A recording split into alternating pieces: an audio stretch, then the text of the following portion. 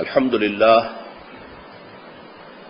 للہ وکفى والصلاة والسلام على عباده الذين اصطفى خصوصا على افضلهم وخاتم النبيين محمد الامين وعلى آله وصحبه اجمعين. اما بعد فقد قال الله تبارك وتعالى كما ورد في سورة البقرة: اعوذ باللہ من الشیطان الرجیم بسم اللہ الرحمن الرحیم. یا ایھا الذین آمنوا کتب علیکم الصیام کما کتب علی الذین من قبلکم لعلکم تتقون ایاما معدودات فمن کان منکم مریضا او علی سفر فعدۃ من ایام اخر وعلى الذين يطيقونه فدية طعام مسكين فمن تطوع خيرا فهو خير له وأن تصوموا خير لكم إن كنتم تعلمون. شهر رمضان الذي أنزل فيه القرآن هدى للناس وبينات من الهدى والفرقان فمن شهد منكم الشهر فليصمه ومن كان مريضا أو على سفر فعدة من أيام أخر يريد الله بكم اليسر ولا يريد بكم العسر ولتكملوا العدة ولتكبروا الله على ما هداكم ولعلكم تشكرون. وإذا سألك عبادي عني فإني قريب أجيب دعوة الداعي إذا دعان فَلْيَسْتَجِيبُوا لِي وَلْيُؤْمِنُوا بِي لَعَلَّهُمْ يَرْشُدُونَ. أُحِلَّ لَكُمْ لَيْلَةَ الصِّيَامِ الرَّفَثُ إِلَىٰ نِسَائِكُمْ هُنَّ لِبَاسٌ لَكُمْ وَأَنتُمْ لِبَاسٌ لَهُنَّ عَلِمَ اللَّهُ أَنَّكُمْ كُنتُمْ تَخْتَانُونَ أَنفُسَكُمْ فَتَابَ عَلَيْكُمْ وَعَفَا عَنكُمْ فَالْآنَ بَاشِرُوهُنَّ وَابْتَغُوا مَا كَتَبَ اللَّهُ لَكُمْ وَكُلُوا وَاشْرَبُوا حَتَّى يَتَبَيَّنَ لَكُمُ الْخَيْطُ الْأَبْيَضُ مِنَ الْخَيْطِ الْأَسْوَدِ مِنَ الْفَجْرِ ثُمَّ أَتِمُّوا الصِّيَامَ إِلَى اللَّيْلِ وَلَا تُبَاشِرُوهُنَّ وَأَنْتُمْ عَاكِفُونَ فِي الْمَسَاجِدِ تِلْكَ حُدُودُ اللَّهِ فَلَا تَقْرَبُوهَا كَذَلِكَ يُبَيِّنُ اللَّهُ آيَاتِهِ لِلنَّاسِ لَعَلَّهُمْ يَتَّقُونَ. ولا تأكلوا أموالكم بينكم بالباطل وتدلوا بها إلى الحكام لتأكلوا فريقا من أموال الناس بالإثم وأنتم تعلمون. صدق الله العظيم. وعن سلمان الفارسي رضي الله تعالى عنه قال: خطبنا رسول الله صلى الله عليه وسلم في آخر يوم من شعبان فقال: یا ایھا الناس فقد اظلکم شہر عظیم شہر مبارک شہر فیہ لیلۃ خیر من الف شہر جعل اللہ صیامہ فریضۃ وقیام لیلہ تطوعا الی الآخر. رواہ البیہقی فی شعب الایمان. رب اشرح لی صدری ویسر لی امری واحلل عقدۃ من لسانی یفقہوا قولی. اللهم ربنا الہمنا رشدنا واعصمنا من شرور انفسنا. اللهم ارنا الحق حقا وارزقنا اتباعه وارنا الباطل باطلا وارزقنا اجتنابه. آمین یا رب العالمین. محترم حاضرین اور معزز خواتین، آپ کو معلوم ہے کہ آج عظمت رمضان اور عظمت صیام و قیام رمضان مبارک پر گفتگو ہوگی، تاکہ ہم لوگ ذہناً اور قلباً کچھ تیار ہو جائیں رمضان مبارک کی جو برکتیں ہیں ان سے صحیح طور پر مستفید ہونے کے لیے. میں نے ابھی آپ کو وہ 6 آیات پڑھ کر سنائی ہیں. ان پر سورہ بقرہ کا 23واں رکوع مشتمل ہے، اور ایک اعتبار سے یہ پورے قرآن میں منفرد ہے کہ اس میں دین اسلام کے جو 5 ارکان ہیں، آپ کو معلوم ہے ان میں کلمہ شہادت ہے، نماز ہے، روزہ ہے، زکوٰۃ ہے، حج ہے. تو ان میں سے ایک رکن جو ہے سیام، روزہ، اس کے بارے میں اس کے جملہ احکام، ابتدائی احکام کیا تھے، تکمیلی احکام کیا تھے، پھر اس کی حکمت درجہ بدرجہ، روزہ محض روزہ ہوتا تو اس کی حکمت کیا تھی، مقصد کیا تھا، اور روزے کے ساتھ رمضان مبارک کا پروگرام قیام اللیل کو شامل کیا گیا تو اس کا مقصد کیا ہے، اس کا مطلوب کیا ہے، اس کا مقصود کیا ہے۔ یہ ساری چیزیں جو ہیں وہ ایک مقام پر آ گئی۔ نماز کے بارے میں آپ کو معلوم ہے کہ اس کا حکم تو بے شمار جگہ آیا ہے، لیکن احکام، وضو کے حکم کہیں اور ہے، نماز سفر کی اس کا حکم کہیں اور ہے، نماز خوف کا حکم کہیں اور ہے، تو مختلف معلوم ہوتا ہے کہ وہ اور اوقات جو ہے نماز کے وہ مختلف مقامات سے اخذ کیے گئے ہیں، کسی ایک جگہ پر تفصیل کے ساتھ 5 جو نماز کے اوقات ہیں وہ موجود نہیں ہیں۔ تو اس اعتبار سے وہ قرآن مجید کے اندر وہ معاملہ جو ہے منتشر ہے۔ اسی طرح زکوٰۃ کا معاملہ ہے کہ زکوٰۃ کا حکم تو بے شمار مرتبہ آیا ہے، اس کے احکام قرآن میں نہیں ہے، اس کا نصاب کیا ہے، کس کے ذمے زکوٰۃ واجب ہے، اس کا پھر اس کی کیا ریشو ہے، کیا نسبت ہے، کیا مقدار ہے، کہیں نہیں، یہ احادیث سے۔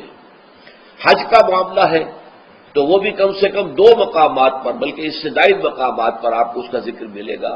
مکی صورتوں میں بھی ہے سورہ حج، اس میں 2 رکوع مسلسل ہیں، پھر مدنی صورتوں میں سے سورہ بقرہ، اس کے بعد جو ہے 23ویں رکوع کے بعد 24 اور 25واں رکوع پورا جو ہے وہ حج کے مناسک پر مشتمل ہے۔ اس سے کچھ پہلے جو ہے وہ سعی بین الصفا والمروہ جو ہے اس کا ذکر 20ویں رکوع کے آخر میں آ چکا ہے۔ حج کی فرضیت کا حکم جو ہے وہ سورہ آل عمران میں ہے۔ لیکن یہ کہ یہ صوم کی عبادت جو ہے، جو کہ خود ایک رکن ہے اسلام کا، اس کے معاملے میں یہ 6 آیات اتنی جامع ہیں کہ اگر ان کو انسان سمجھ لے تو کل معلومات جو ہے صوم کے بارے میں جو مطلوب ہے وہ اس کو حاصل ہو جائے گی، اس کے احکام بھی، اس کی حکمتیں بھی۔ تو اسی حوالے سے آج ان پر گفتگو ہوگی۔ اچھا، اس کے علاوہ پھر میں نے وہ خطبہ پڑھا ہے، بلکہ اس کے ابتدائی کلمات صرف پڑھے ہیں، جس کے بارے میں حضرت سلمان فارسی رضی اللہ تعالیٰ عنہ نے یہ بیان کیا کہ حضور نے ہمیں یہ خطبہ ارشاد فرمایا شعبان کے آخری دن۔ میں سب سے پہلے اب آغاز کر رہا ہوں اسی خطبے کے ان الفاظ سے کہ جہاں پر درج ہے، آپ بھی اس کی متن پر نگاہ رکھیے۔ ان سلمان الفارسی رضی اللہ عنہ، حضرت سلمان فارسی رضی اللہ تعالی عنہ سے یہ روایت ہے۔ حضرت سلمان آپ کو معلوم ہے کہ ایران میں پیدا ہوئے اور ان کے والد جو ہیں وہ آتش کدے کے بڑے ذمہ دار آدمی تھے، لیکن ان کو نفرت پیدا ہوئی کہ یہ آگ خود جلاتے ہیں، ایندھن اس میں نہ ڈالیں تو بجھ جاتی ہے، ہم کیسے اس کے سامنے ہاتھ جوڑ کر کھڑے ہو جائیں، اس سے دعائیں مانگیں۔ بہرحال اس بنا پر جو بھی چپکرش ہوئی تو جیسے حضرت ابراہیم علیہ السلام کو ان کے والد نے گھر سے نکال دیا تھا، انہیں بھی گھر سے نکلنا پڑا۔ جیسے حضرت ابراہیم نے پھر ہجرت کی تھی اور وہ عراق سے جو ہے شام کی طرف منتقل ہوئے تھے، تو یہ ایران سے شام کی طرف منتقل ہوئے، وہاں جا کر انہوں نے عیسائیت کا مذہب اختیار کیا، راہبوں کے پاس رہے۔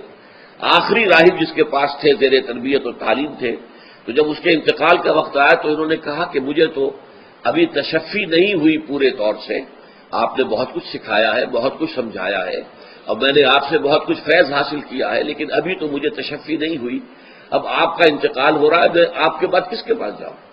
تب اس نے کہا کہ میرا علم مجھے بتاتا ہے کہ نبی آخر الزمان کا ظہور اب قریب ہے، وہ جنوب میں کھجوروں کی سرزمین میں ہوگا، تو تم جاؤ، ٹرائی یور لک، جاؤ دیکھو شاید قسمت تمہیں ان کے قدموں میں پہنچا دے۔ وہ وہاں سے روانہ ہوئے ایک قافلے کے ساتھ، قافلے پر ڈاکوؤں نے حملہ کیا، انہیں پکڑ کر غلام بنا لیا، غلام بنا کر بیچ دیا، لیکن یہ دیکھیے قسمت ان کی کہ مدینے کے یہودی نے خرید لیا، اب مدینے پہنچ گئے۔ اب وہاں خبریں انہیں مل رہی ہیں کہ مکے میں کسی صاحب نے دعویٰ کیا ہے نبوت کا، لیکن ان کے پاؤں میں تو غلامی کی بیڑیاں، یہ مکے تو نہیں جا سکتے۔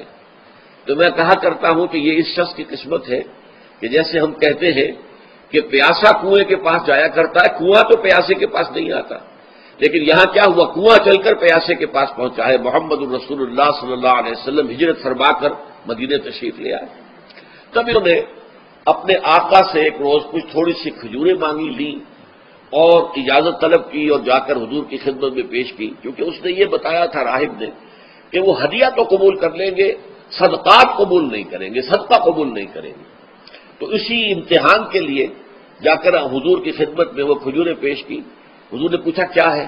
عرض کیا صدقہ؟ فرمایا نہیں، میں صدقہ قبول نہیں کرتا، یہ غربا کا حق ہے، دے دو، تقسیم کر دو۔ پھر کچھ عرصے کے بعد پھر کچھ کھجوریں لی ہوگی اپنے اس آقا سے، پھر پہنچے، پھر جب حضور نے پوچھا کیا ہے، عرض کیا کہ یہ ہدیہ۔ آپ نے فرمایا ہاں ٹھیک ہے، ہدیہ میں قبول کرتا ہوں، تو فوراً قدموں میں گر گئے، ایمان لے آئے۔ اور ان کا معاملہ جو ہے یہ بھی جان لیجئے کہ یہ فقراء صحابہ میں سے تھے جو کوئی کام نہیں کرتے تھے، ہمہ وقت حضور کے ساتھ رہنا، اور اس اعتبار سے حضور نے ان کے بارے میں یہ بھی کہا ہے کہ سلمان و منا من اہل البیت، سلمان جو ہے وہ ہمارے اہل بیت میں شامل ہے رضی اللہ تعالی عنہ۔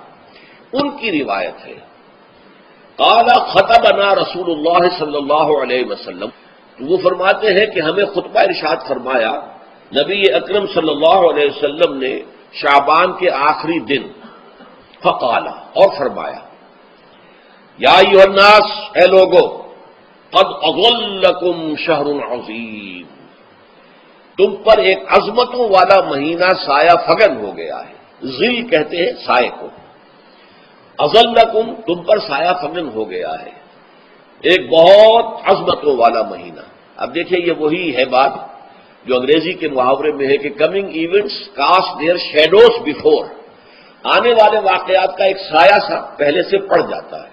تو ابھی مہینہ شروع نہیں ہوا رمضان مبارک کا، لیکن وہ آیا چاہتا ہے، تو گویا کہ اس کا ایک سایہ پہلے آ گیا ہے، جس کو حضور فرما رہے ہیں کہ تم پر سایہ کر لیا ہے ایک ایسے مہینے میں کہ جو بہت عظمتوں والا ہے۔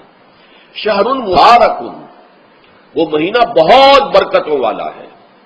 شہر فیہ لیلۃ خیر من الف شہر، یہ وہ مہینہ ہے کہ جس میں ایک رات وہ بھی ہے کہ جو 1000 مہینوں سے افضل ہے۔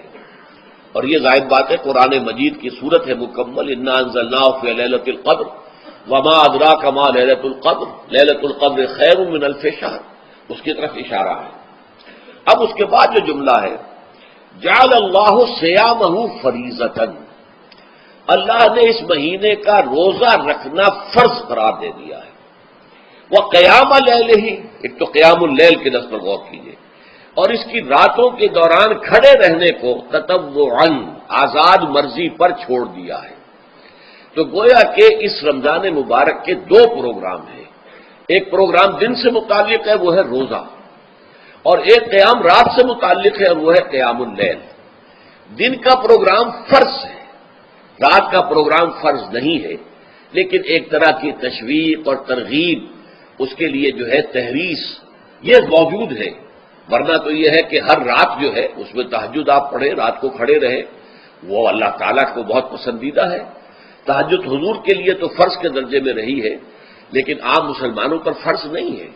البتہ جو کوئی کر سکے ان کے لیے یقیناً بہت اعلیٰ مراتب ہے، بہت اونچے درجات ہیں، تو وہ تو کسی بھی شب میں پورے سال آپ کریں، لیکن اس کے لیے خاص طور پر چونکہ اہتمام کیا گیا، لہذا جعلہ کا جو فعل ہے اس کے مفعول میں جہاں یہ شامل ہے، نمبر 1 جعل اللہ صیامہ فریضۃ، روزہ رکھنا فرض قرار دے دیا ہے، اور اس کی راتوں کو کھڑے رہنا یہ تمہاری مرضی پر چھوڑ دیا، اسے فرض نہیں کیا ہے۔ بس اس تمہید کے بعد اب میں شروع کروں گا استقبال رمضان کے ضمن میں روزے کی حکمتیں کیا ہیں، اس کے احکام کیا ہیں۔ نمبر 1، شریعت محمدی میں روزے کی تدریجی فرضیت، یہ جو تمہیدی مضمون ہے اس ضمن میں وہ بہت اہم ہے۔ پہلی بات یہ جان لیجئے کہ اہل عرب جو ہیں، قریش بھی، اہل مکہ اور قریش کے تابع بقیہ تمام بنی اسماعیل بھی، اور ان کے تابع جو بھی عرب میں دوسرے قبیلوں کے لوگ تھے کہ جو عربی تھے اور مشرک تھے، وہ سب اس کے اندر مراد ہیں۔ تو فرمایا گیا کہ ان لوگوں میں روزے کی عبادت معروف نہیں تھی، یا تو یہ ہے کہ حضرت ابراہیم علیہ السلام کے زمانے میں روزے کی عبادت تھی ہی نہیں، کیونکہ یہ لوگ اپنے قول کے مطابق ملت ابراہیم پر تھے، لیکن یہ ہے کہ بہرحال روزے کی عبادت سے ناآشنا تھے۔ کیا وجہ ہے یہ ہم نہیں جانتے۔ آپ کو معلوم ہے نماز سے وہ واقف تھے، اگرچہ اس کا حلیہ انہوں نے بگاڑ دیا تھا، تالیاں بجاتے تھے، سیٹیاں بجاتے تھے یہ، لیکن نماز کہتے تھے اسے نماز۔ طواف سے وہ واقف تھے، اگرچہ اس کے ضمن میں اتنی گھناؤنی حرکت بھی کی تھی کہ مرد اور عورتیں وہ بالکل برہنہ ہو کر طواف کرتے تھے، تو اسے بہت فضیلت والی بات سمجھتے تھے۔ بہت خدا رسیدگی کی بات سمجھتے تھے کہ کامل برہنہ ہو کر طواف کیا جائے، لیکن بہرحال طواف تھا۔ اسی طرح قیام عرفہ، قیام منا، یہ بھی موجود تھے۔ تو حج کے بھی بہت سے ارکان جو ہیں وہ ان کے ہاں معروف تھے، اور ویسے خیرات و صدقات، چاہے زکوٰۃ ایک خاص نظام کے تحت نہیں تھی، لیکن زکوٰۃ و صدقات، بھوکوں کو کھانا کھلانا، یہ ان کا اعلیٰ اقدار میں یہ چیزیں شامل تھیں، اخلاقیات کے اونچے مقامات میں۔ اس صوم کا ان کے ہاں قطعاً کوئی ذکر نہیں تھا، روزے کی عبادت جو ہے ان کے ہاں بالکل نہیں تھی۔ البتہ صوم کا لفظ موجود تھا، یہ لفظ وہ استعمال کرتے تھے اپنے گھوڑوں کے لیے، روزہ رکھواتے تھے گھوڑوں کو۔ اس کا پس منظر یہ ہے کہ ان کے ہاں آپ کو معلوم ہے کہ لڑائی، دنگا فساد، جنگ، اور یہ کہ غارت گری کرنا، لوٹ مار کرنا، یہ تمام ان عرب قبائل کا پیشہ تھا، اصل پیشہ یہی تھا۔ اس میں ان کے پاس دو جانور تھے، ایک تو اونٹ۔ اونٹ جو ہے وہ ان کی جو باب و ہوا ہے اور ان کے جو حالات ہیں اس کے ساتھ پوری مطابقت رکھتا ہے، یعنی اسے کئی دن کھانے کو نہ ملے اسے پرواہ نہیں، ہفتہ بھر پانی نہ ملے اسے کوئی پرواہ نہیں۔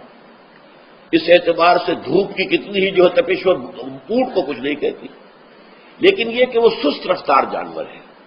لڑائی کے لیے، جنگ کے لیے، خاص طور پر غارت گری جہاں کرنی ہو، جہاں جا کر گویا کہ ڈاکہ مارنا، پھر دوڑنا ہے، بھاگنا ہے، واپس جانا، تو انہیں گھوڑے کی ضرورت ہوتی تھی جو سریع الرفتار ہے، لیکن گھوڑے میں یہ اوصاف نہیں تھے۔ وہ بھوک کو برداشت نہیں کر سکتا، مزمحل ہو جائے گا، وہ پیاس کو برداشت نہیں کر سکتا، مزمحل ہو جائے گا، وہ دھوپ کو برداشت نہیں کر سکتا، مزمحل ہو جائے گا، اور اگر یہ گھوڑا مزمحل ہو جائے تو سوار کا کیا حشر ہوگا، وہ آپ اسے اندازہ کر لیجئے کہ اصل میں تو پھر ہلاکت سوار کی ہوگی۔ اس لیے وہ اسے تیار کرتے تھے جنگ کی صعوبتوں کو برداشت کرنے کے لیے۔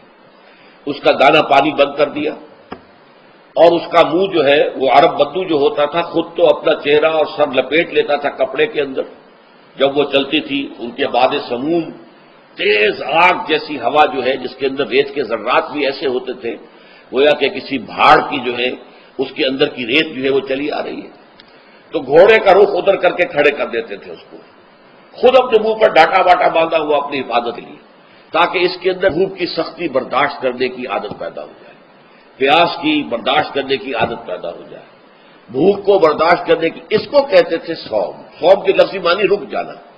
اب یہ کھانے پینے سے رکا ہوا ہے، اور یہ دھوپ کی سختیاں برداشت کرنے کے لیے دھوپ کے اندر، اور وہ جو آتی تھی وہاں پہ باد سموم، اس کے اندر بھی اس کا سامنا کرنے کے لیے تیار ہے۔ تو یہ پس منظر ہے روزے کا لغوی اعتبار سے، اور یہ کہ اہل عرب جو ہے پرانے وہ اس عبادت سے ناواقف تھے، لہذا ہمیں پورے مکی قرآن میں اس کا کہیں ذکر نہیں ملتا۔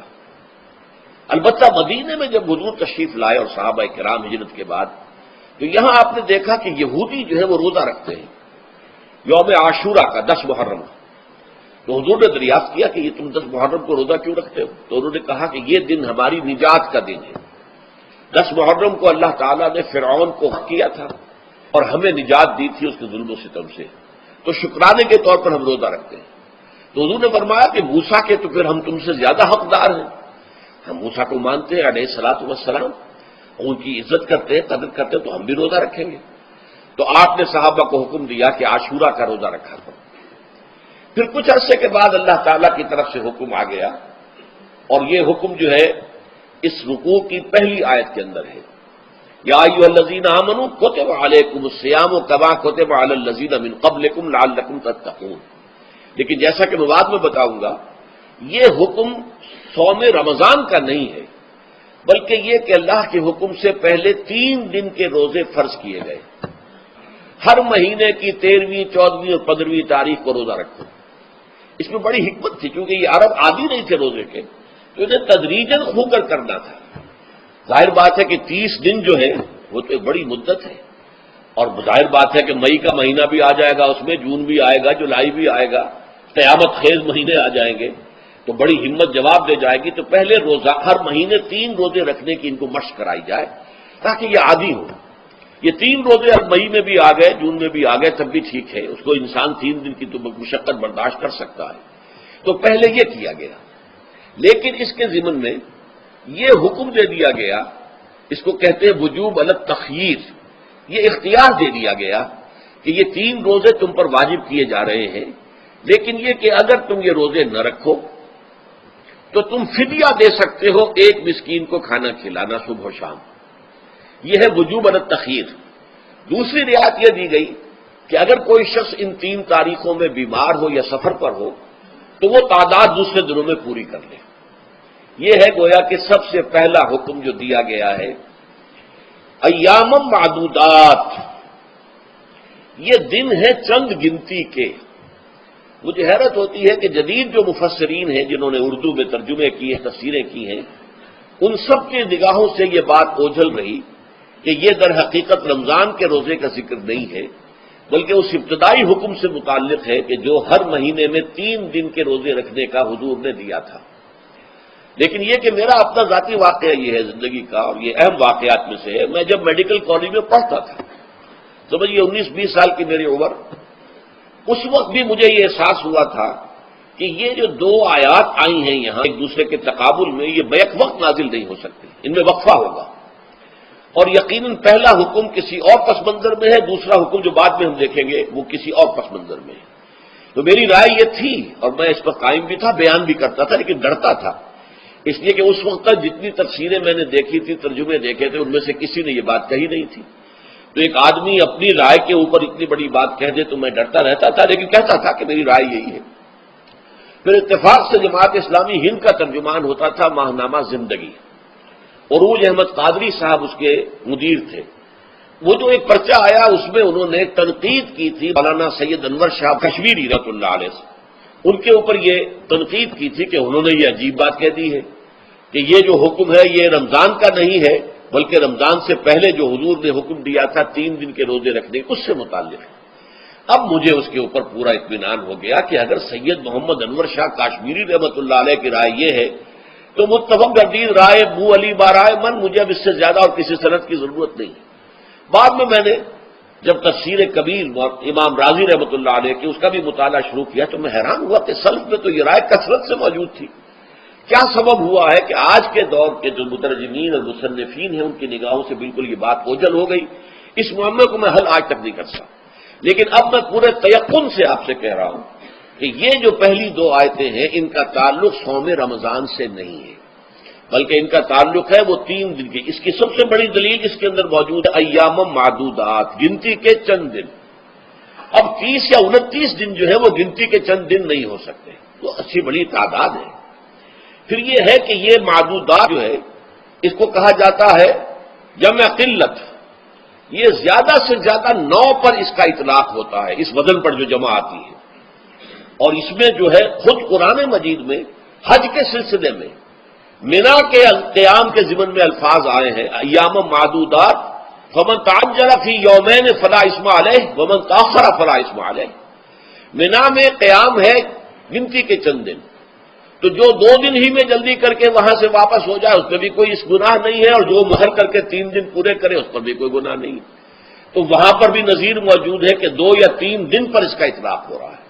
تو یہاں پر ایام معدودات سے لازماً یہ مراد ہے کہ یہ 3 دن جو ہے ہر مہینے میں 13ویں، 14ویں، 15ویں، در حقیقت اس روزے سے متعلق یہ آیت آ رہی ہے۔ اور یہ بھی نوٹ کر لیجئے کہ رمضان کے روزے کی فرضیت کے بعد بھی حضور کا معمول اور آپ کے صحابہ کا، اور جو بھی ہمارے ہاں اتباع کرتے ہیں حضور صلی اللہ علیہ وسلم کا نوافل میں بھی ان کا یہ معمول ہے۔ ہر مہینے میں یہ 3 روزے حضور بعد بھی رکھتے تھے، اور آپ کے بہت صحابہ رکھتے تھے، اور آج بھی ہمارے ہاں بہت سے لوگ جو دیندار ہیں اور جن کے اندر یہ جذبہ ہے اتباع سنت کا وہ رکھتے ہیں۔ 13ویں، 14ویں اور 15ویں تاریخوں کا ان کو ایام 20 کہتے ہیں۔ اس کی راتیں روشن ہوتی ہیں، 13ویں رات، 14ویں رات، 15ویں رات۔ چاند جو ہے اس کے اندر آپ کو معلوم ہوتا ہے 14ویں کو تو مکمل ہوتا ہی ہے، 13ویں اور 15ویں کا بھی تقریباً مکمل ہے۔ تو ایام 20 کے روزے جو ہیں بعد میں بھی برقرار رہے ہیں، لیکن نفلاً۔ فرض اس کے بعد جو ہے وہ رمضان کے روزے ہو گئے۔ تو ایام معدودات یہ دن ہیں گنتی کے۔ فَمَنْ كَانَ مِنكُم مَّرِيضًا أَوْ عَلَىٰ سَفَرٍ فَعِدَّةٌ مِّنْ أَيَّامٍ أُخَرَ، تو جو کوئی بھی تم میں سے ہو بیمار یا سفر پر تو وہ تعداد پوری کر لے دوسرے دنوں میں۔ گویا کہ ایک تو یہ رعایت ہو گئی، دوسری رعایت وَعَلَى الَّذِينَ يُطِيقُونَهُ فِدْيَةٌ طَعَامُ مِسْكِينٍ، اور ان لوگوں کے ذمے کے جو اس کی طاقت رکھتے ہوں، یعنی مریض بھی نہیں ہے، صحت مند ہے، روزہ رکھ سکتے ہیں، سفر بھی نہیں ہے، سفر پر نہیں ہے، مقیم ہے، روزہ رکھ سکتے ہیں، پھر بھی نہ رکھیں تو ان کے لیے بھی ایک اختیار، اسی لیے میں نے لفظ استعمال کیا تھا وجوب الگ تخییر، واجب تو ہے لیکن اس میں ایک اختیار دے دیا گیا ہے۔ وہ اختیار کیا ہے؟ فدیۃ طعام مسکین، تو پھر یہ ہے کہ ایک مسکین کو کھانا کھلا دینا، فدیہ کہتے ہیں کسی چیز کا بدل ہو جائے، جیسے کہ جنگی مجرم ہے اس کا فدیہ ہے، گویا کہ اس کو دے کر وہ پھر آزاد ہو جائے گا، فدیہ اس کو کہتے ہیں۔ ففدیۃ طعام مسکین، لیکن یہ ہے کہ فمن تطوع خیرا فهو خیر اللہ، اور جو نیکی سے خیر کرنا چاہے مزید تو وہ اس کے لیے بہتر ہے، ایک کے بجائے 2 کو کھلائے، 3 کو کھلائے، 4 کو کھلائے، 10 کو کھلائے، تو یہ تو ترغیب ہے، لیکن کم سے کم ایک مسکین کو کھانا کھلانا 2 وقت کا۔ وَأَن تَصُومُوا خَيْرٌ لَكُمْ، اب دیکھیے یہ لفظ بول رہے ہیں، اگر تم روزہ رکھو تو یہ تمہارے حق میں بہتر ہے، یعنی اگرچہ اختیار تمہیں دے دیا ہے، اختیار یہ ہے کہ روزہ رکھو، اگر نہ رکھو تو فدیہ دے دو ایک مسکین کا کھانا، لیکن اگر تم روزہ رکھو ان کنتم تعلمون، اگر حقیقت میں تم علم رکھتے ہو کہ روزے کے اندر کیا کیا برکات ہیں، تو تمہیں روزہ لازماً رکھنا چاہیے۔ تشویق اور ترغیب موجود ہے، لیکن یہ کہ اس کی فرضیت یا وجوب نہیں ہے۔ یہ تھا ابتدائی حکم روزے کی ضمن میں۔ اب اس کے بعد اگلی آیت جو ہے اس کے بھی پہلے حصے کو مت پڑھیے، شہر رمضان الذی انزل فیہ القرآن، اس کے بارے میں تو بعد میں گفتگو ہوگی، بینات من الہدی والفرقان، لیکن اگلا جملہ فمن شہد منکم الشہر فلیصم، اب یہ رمضان کے روزے کی فرضیت کا حکم آیا ہے۔ رمضان کا مہینہ وہ ہے جس میں قرآن نازل کیا گیا، اس کے بارے میں جیسا کہ میں نے عرض کیا پھر بعد میں عرض کروں گا، لیکن جو شخص بھی تم میں سے موجود ہو اس مہینے میں، اپنے گھر میں موجود ہے، اپنے شہر میں موجود ہے، سفر پر نہیں ہے، یا یہ ہے کہ جو شخص بھی اس مہینے کو پائے، اس کی زندگی میں یہ مہینہ آ جائے، یہ برکتوں کا ایک موقع اسے مزید حاصل ہو جائے، فلیصم، یہ امر کا صیغہ ہے، یہ وجوب ہے مطلقاً۔ اب اس میں جو 2 رعایتیں پہلے دی گئی تھی ان میں سے ایک کو برقرار رکھا، ومن کان مریضا او علی سفر فعدۃ من ایام اخر، یہی وہ الفاظ جن کی بنا پر میرا گمان اس وقت بھی یہ تھا کہ یہ 2 بیک وقت نازل نہیں ہو سکتی آیات، یہ جو تکرار ہے بے معنی تکرار ہو جائے گی پھر اگر ایک ہی وقت میں نازل ہو رہی ہو، اور قرآن مجید کی فصاحت اور بلاغت سے یہ چیز بعید ہے کہ وہاں پر اس طرح کی تکرار بلا سبب ہو رہی ہو۔ قرآن میں اور بہت سے آیات ہیں جن میں کہ آپ کو معلوم ہے کہ پورا رکوع ہے سورہ مزمل کا جس میں قیام اللیل کا حکم ہے، پھر اسی کے آخر میں وہ آیت شامل کر دی گئی ہے جو کم سے کم 1 سال بعد نازل ہوئی ہے، جس میں کہ رات کے قیام کا وجوب ختم کر دیا گیا، اور صرف یہ کہ جتنا بھی تم سے ممکن ہو سکا کرو، ضروری نہیں ہے کہ تہائی شب ہو، آدھی ہو، 2 تہائی ہو، جتنا بھی ممکن ہو قرآن پڑھا کرو رات کو، گویا کہ وہ فرضیت جو تھی قیام اللیل کی وہ ختم ہو گئی۔ تو اس حوالے سے وہ جو ناسخ ہے، منسوخ کرنے والی آیت بھی اس کے ساتھ ہی رکھ دی گئی ہے تاکہ وہ جو اصل حکم تھا وہ بھی برقرار سامنے رہے، اور جس نے آ کر اسے منسوخ کیا وہ بھی برقرار رہے اور سامنے رہے۔ اسی طرح یہاں پر بھی یہ حکم آیا، کتنے عرصے کے بعد آیا یہ مجھے معلوم نہیں، لیکن یہ کچھ عرصے کے بعد آیا ہے کہ رمضان کا مہینہ وہ ہے کہ جس میں قرآن نازل کیا گیا۔ اب جو شخص بھی اس مہینے کو پائے اس پر لازم ہے کہ اس کے روزے رکھے۔ ہاں من کان مریضا او علی سفر، جو شخص ہو مریض، بیمار ہو یا سفر پر ہو، فعدۃ من ایام اخر، تو وہ تعداد پوری کر لے دوسرے دنوں میں۔ یرید اللہ بکم اليسر ولا یرید بکم العسر، اللہ تمہارے ساتھ آسانی چاہتا ہے، سختی نہیں چاہتا۔ یہ اصل میں کیوں کہا ہے اس کی وجہ سمجھ لیجئے، آج بھی آپ کو اپنے ہاں ایسے لوگ مل جائیں گے جن کا تقویٰ کا تصور اتنا غلط ہو گیا ہے کہ 104 درجے کا بخار ہے، روزہ چھوڑنے کو تیار نہیں۔ بھلے آدمیوں، اللہ نے تمہیں ایک رخصت دی ہوئی ہے تو خام خواہ اپنے اوپر یہ شدت کیوں لے رہے ہو؟ لیکن لیتے روزہ چھوڑنے کو تیار، روزہ قضا نہیں کروں گا، سفر پر جا رہے ہیں اور روزہ قضا کرنے کو تیار نہیں۔ ایک موقع پر ایک غزوے کے دوران ایسا ہوا کہ کچھ لوگوں نے روزہ رکھا ہوا تھا، لیکن وہ اتنے یوں سمجھیے مزمحل ہو گئے کہ جب پڑاؤ پر پہنچے تو جن کا روزہ نہیں تھا انہوں نے تو بڑی چاق و چوبند طریقے سے خیمے نصب کیے، سارا بندوبست کیا، اور یہ جا کر بے سود ہو کر بے ہوش ہو کر گر پڑے۔ تو حضور نے فرمایا ان کو دیکھ کر، لیس من البر الصیام فی السفر، سفر میں روزہ رکھنا یہ کوئی نیکی کا کام نہیں ہے، یہ نیکی کا غلط تصور ہے کہ جو تم نے اپنے اختیار کر لیا، یہ تمہارے اندر تشدد پسندی پیدا ہو رہی ہے۔ دین کے احکام میں جو مقصد ہے وہ کیا ہے؟ یرید اللہ بکم اليسر ولا یرید بکم العسر۔ اسی پر عمل کرتے ہوئے حضور نے فرمایا ہے کہ جو بھی علماء دین ہیں یا جو رہنمایان دین ہیں، ان کا کام کیا ہے؟ آپ نے فرمایا یسروا ولا تعسروا، دیکھو آسانیاں پیدا کرو، سختیاں پیدا نہ کرو۔ دین میں سختیاں پیدا کرنا بھی وہ اسر اور اغلال بن جاتا ہے کہ جس کو رفع کرنے کے لیے اور جس سے لوگوں کو، یہودیوں کو اور تمام اہل کتاب کو نجات دینے کے لیے اللہ تعالیٰ نے اپنے رسول محمد صلی اللہ علیہ وسلم کو بھیجا۔ وَيَضَعُ عَنْهُمْ إِصْرَهُمْ وَالْأَغْلَالَ الَّتِي كَانَتْ عَلَيْهِمْ، کہ جہاں وہ نیکی کا حکم دیتے ہیں، بدی سے روکتے ہیں، پاکیزہ چیزوں کو حلال ٹھہراتے ہیں اور خبیث چیزوں کو، ناپاک چیزوں کو حرام قرار دیتے ہیں، وہیں پہ لوگوں کے اوپر سے بوجھ بھی ختم کرتے ہیں کہ جو انہوں نے خام خواہ اپنے اوپر لاد لیے۔ تو ان میں سے یہ بھی ہے کہ یہ نیکی کا کام نہیں ہے کہ آپ سفر میں ہیں اور روزہ رکھ رہے ہیں۔ یرید اللہ بکم اليسر ولا یرید بکم العسر وَلِتُكْمِلُوا الْعِدَّةَ، لیکن یہ بات واضح رہے کہ اب تمہارے لیے تعداد کو پورا کرنا لازم ہے، یہ نہیں ہے کہ آپ اس کی جگہ پر فدیہ دے دیں تو بات پوری ہو جائے گی، نہیں۔ روزے کی تعداد آپ کے رمضان میں 2 روزے 3 روزے چھوٹ گئے بیماری کی وجہ سے، ٹھیک ہے، لیکن دوسرے دنوں میں اس کی قضا دینی لازم ہے۔ وہ روزے رکھنے جو ہے آپ پر لازم ہے، ان کا کوئی بدل جو ہے وہ فدیہ نہیں ہو سکتا۔ البتہ یہ نوٹ کر لیجئے، یہ حکمت نبوی ہے کہ یہاں اگرچہ وہ فدیے کا حکم جو ہے گویا کہ بظاہر قرآن مجید کے الفاظ سے محسوس ہوتا ہے کہ مطلقاً منسوخ ہو گیا، لیکن حضور نے اس کو خاص حالتوں میں باقی رکھا ہے۔ کوئی شخص اتنا بوڑھا ہو چکا ہے یا خاتون اتنی بوڑھی ہو چکی ہے کہ دن بھر کا فاقہ جو ہے اس میں اندیشہ ہے کہ کہیں ہلاک نہ ہو جائے۔ کوئی مریض ہے، مرد ہے یا عورت ہے، وہ ڈائبٹیز کی مریضہ ہے، اس کو وہ شوگر کا مرض ہے اور وہ اس کو برداشت نہیں کر سکتی، شوگر لیول بہت نیچے ہو جائے تو موت واقع ہو سکتی۔ کوئی ایسا مریض ہے جس کو مرض سے شفا پانے کی اب کوئی امید ہے ہی نہیں کہ میں مرض سے شفا پا جاؤں گا یا پا جاؤں گی تو اس کے بعد میں روزہ مکمل کر دوں گی، نہیں۔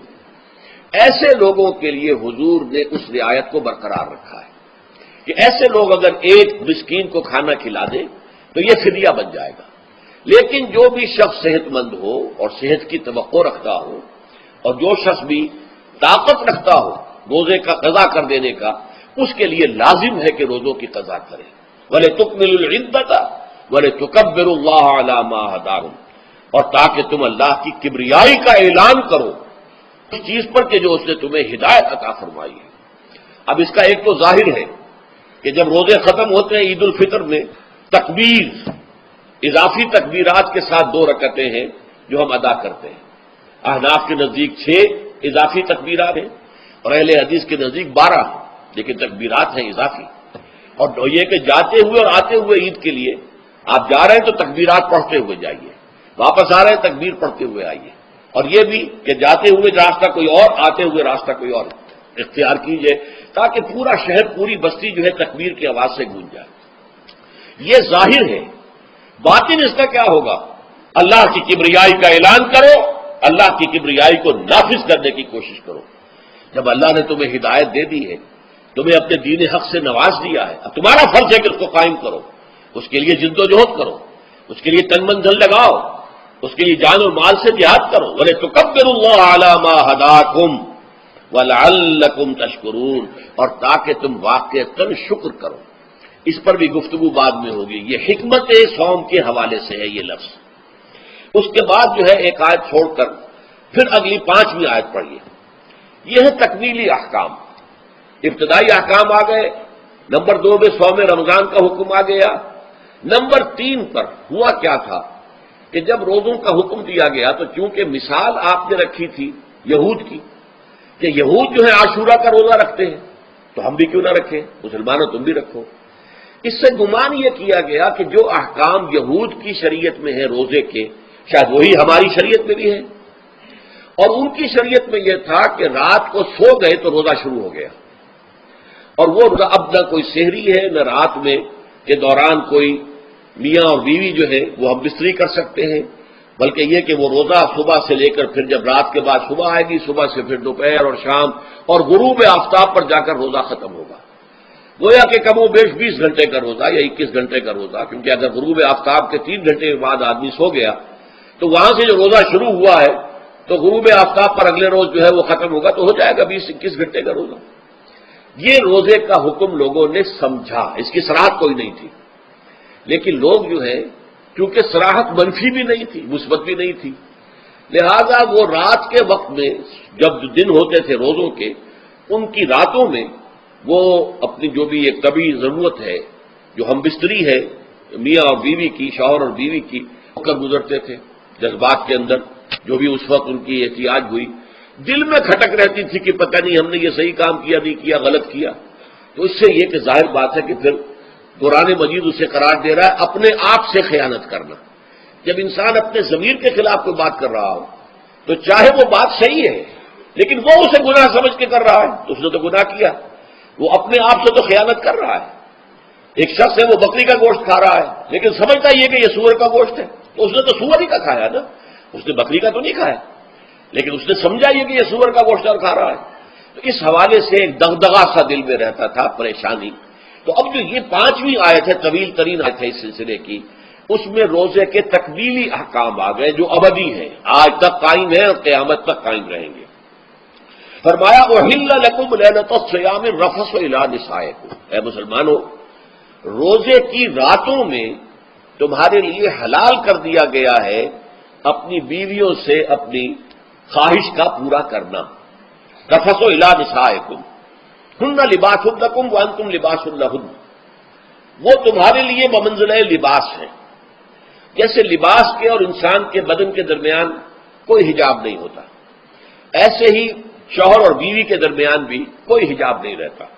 ہن لباس لکم وانتم لباس لہن، اور ویسے بھی ایک معنی میں کہ جیسے لباس آپ کو گرمی کی شدت سے بچاتا ہے، ورنہ ہو سکتا ہے کہ تیز دھوپ جو ہے جو عرب میں ہوتی تھی وہ آپ کی کھالوں کو جلا دے، تو یہ حفاظت کا ایک ذریعہ بھی ہے۔ اسی طریقے سے شوہر کے لیے بیوی اپنی عفت و عصمت کو برقرار رکھنے کے لیے ایک ذریعہ ہے کہ کہیں حرام میں منہ نہ مارے، بیوی موجود ہے، حلال ذریعے سے اپنی خواہش پوری کرے، اور بیوی کے لیے شوہر اسی طریقے سے ایک ڈھال بن جاتا ہے کہ اسے خام خواہ ادھر ادھر دیکھنے کا کوئی خیال بھی کبھی نہ آئے، اس کی جو بھی نفسانی خواہش ہے اس کی شوہر پورا کر رہا ہے۔ تو اس اعتبار سے بھی ہن لباس لکم وانتم لباس لہن۔ علم اللہ انکم کنتم تختانون انفسکم، اللہ کے علم میں ہے کہ تم اپنے آپ سے خیانت کر رہے تھے، اس کی وضاحت تو پہلے کر چکا ہوں کہ دل میں یہ دغدغہ تھا کہ یہ حرام کام کر رہے ہیں، یہ گویا کہ اپنے آپ سے خیانت، اللہ سے بغاوت نہیں تھی۔ کیوں؟ کہ اللہ تعالیٰ کی طرف سے تو حکم تمہیں معلوم تھا ہی نہیں ابھی، آیا اس کی اجازت ہے یا نہیں ہے، لیکن اپنے آپ سے تو خیانت کر رہے ہو نا، تم یہ سمجھ رہے تھے کہ یہ نہیں ہونا چاہیے، یہ گویا کہ ممنوع ہے اور کر رہے تھے، تو اس کو کہا کہ تم اپنے آپ سے خیانت کر رہے تھے۔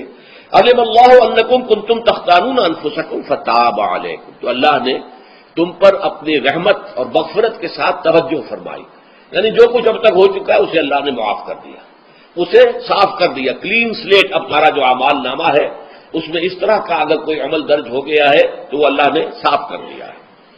وعفا عنکم، اور تمہیں معاف بھی کر دیا ہے۔ فالآن باشروہن، تو اب تم ان کے ساتھ جو بھی تعلق زن و شو ہے اس کو اختیار کر سکتے ہو۔ فالآن باشروہن وابتغوا ما كتب اللہ لکم، اور حاصل کرو وہ جو کچھ اللہ نے تمہارے لیے لکھ دیا ہے۔ یہ تعلق زن و شے سے دو چیزیں ہیں کہ جو مقصود ہیں، ایک تو سب جانتے ہیں اولاد، ہر انسان کی خواہش ہوتی ہے کہ میری نسل کا تسلسل باقی رہے، لیکن نمبر دو ایک شے اور ہے، قرآن مجید میں بیان کیا گیا بولے تسکنوا الیہا، اس میں ایک سکون ہے، اس میں جو بھی ہے جو بھی عمل ہے معاشرت کا، اس میں ایک اعصابی طور پر سکون کی کیفیت انسان کو حاصل ہوتی ہے، تو یہ بھی مطلوب و مقصود ہے۔ تو ما کتب اللہ لکم، تمہارے لیے اللہ نے اس میں ایک تو اولاد کا معاملہ رکھ دیا ہے اور ایک تمہارے لیے سکون کا، لتسکنوا الیہا، تاکہ تم ان کی طرف توجہ کر کے سکون حاصل کرو۔ فالآن باشروہن وابتغوا ما کتب اللہ لکم وکلوا واشربوا، اب سحری کا حکم آ گیا، وکلوا واشربوا حتی یتبین لکم الخیط الابیض من الخیط الاسود من الفجر، اور کھاتے رہو اور پیتے رہو یہاں تک کہ تمہارے لیے فجر کے وقت کے اعتبار سے سفید ڈوری سیاہ ڈوری سے بالکل علیحدہ ہو جائے۔ اصل میں اس کو بعض صحابہ نے تو سمجھا کہ یہ لغوی معنی اس کے لیے کہ آپ اپنے تکیے میں ایک سفید دھاگا رکھ لیا اور ایک کالا رکھ لیا، اور دیکھتے رہتے تھے جب یہ سفید اور کالا علیحدہ علیحدہ نظر آنے لگے تو پھر روزے کا رکھنے کا وقت شروع ہو چکا اور اب کھانا پینا بند کر دیا جائے۔ فرمایا گیا یہ مراد نہیں ہے، یہ جب پاؤ پھٹتی ہے تو اس کے اندر ایک سفید سی لکیر جو ہے افق کے اوپر آتی ہے، یہ ہے مراد کہ وہ جو سفید لکیر ہے وہ ظاہر ہو جائے اور وہ رات کے اختتام کا گویا کہ ایک اعلان اور علم بن جائے۔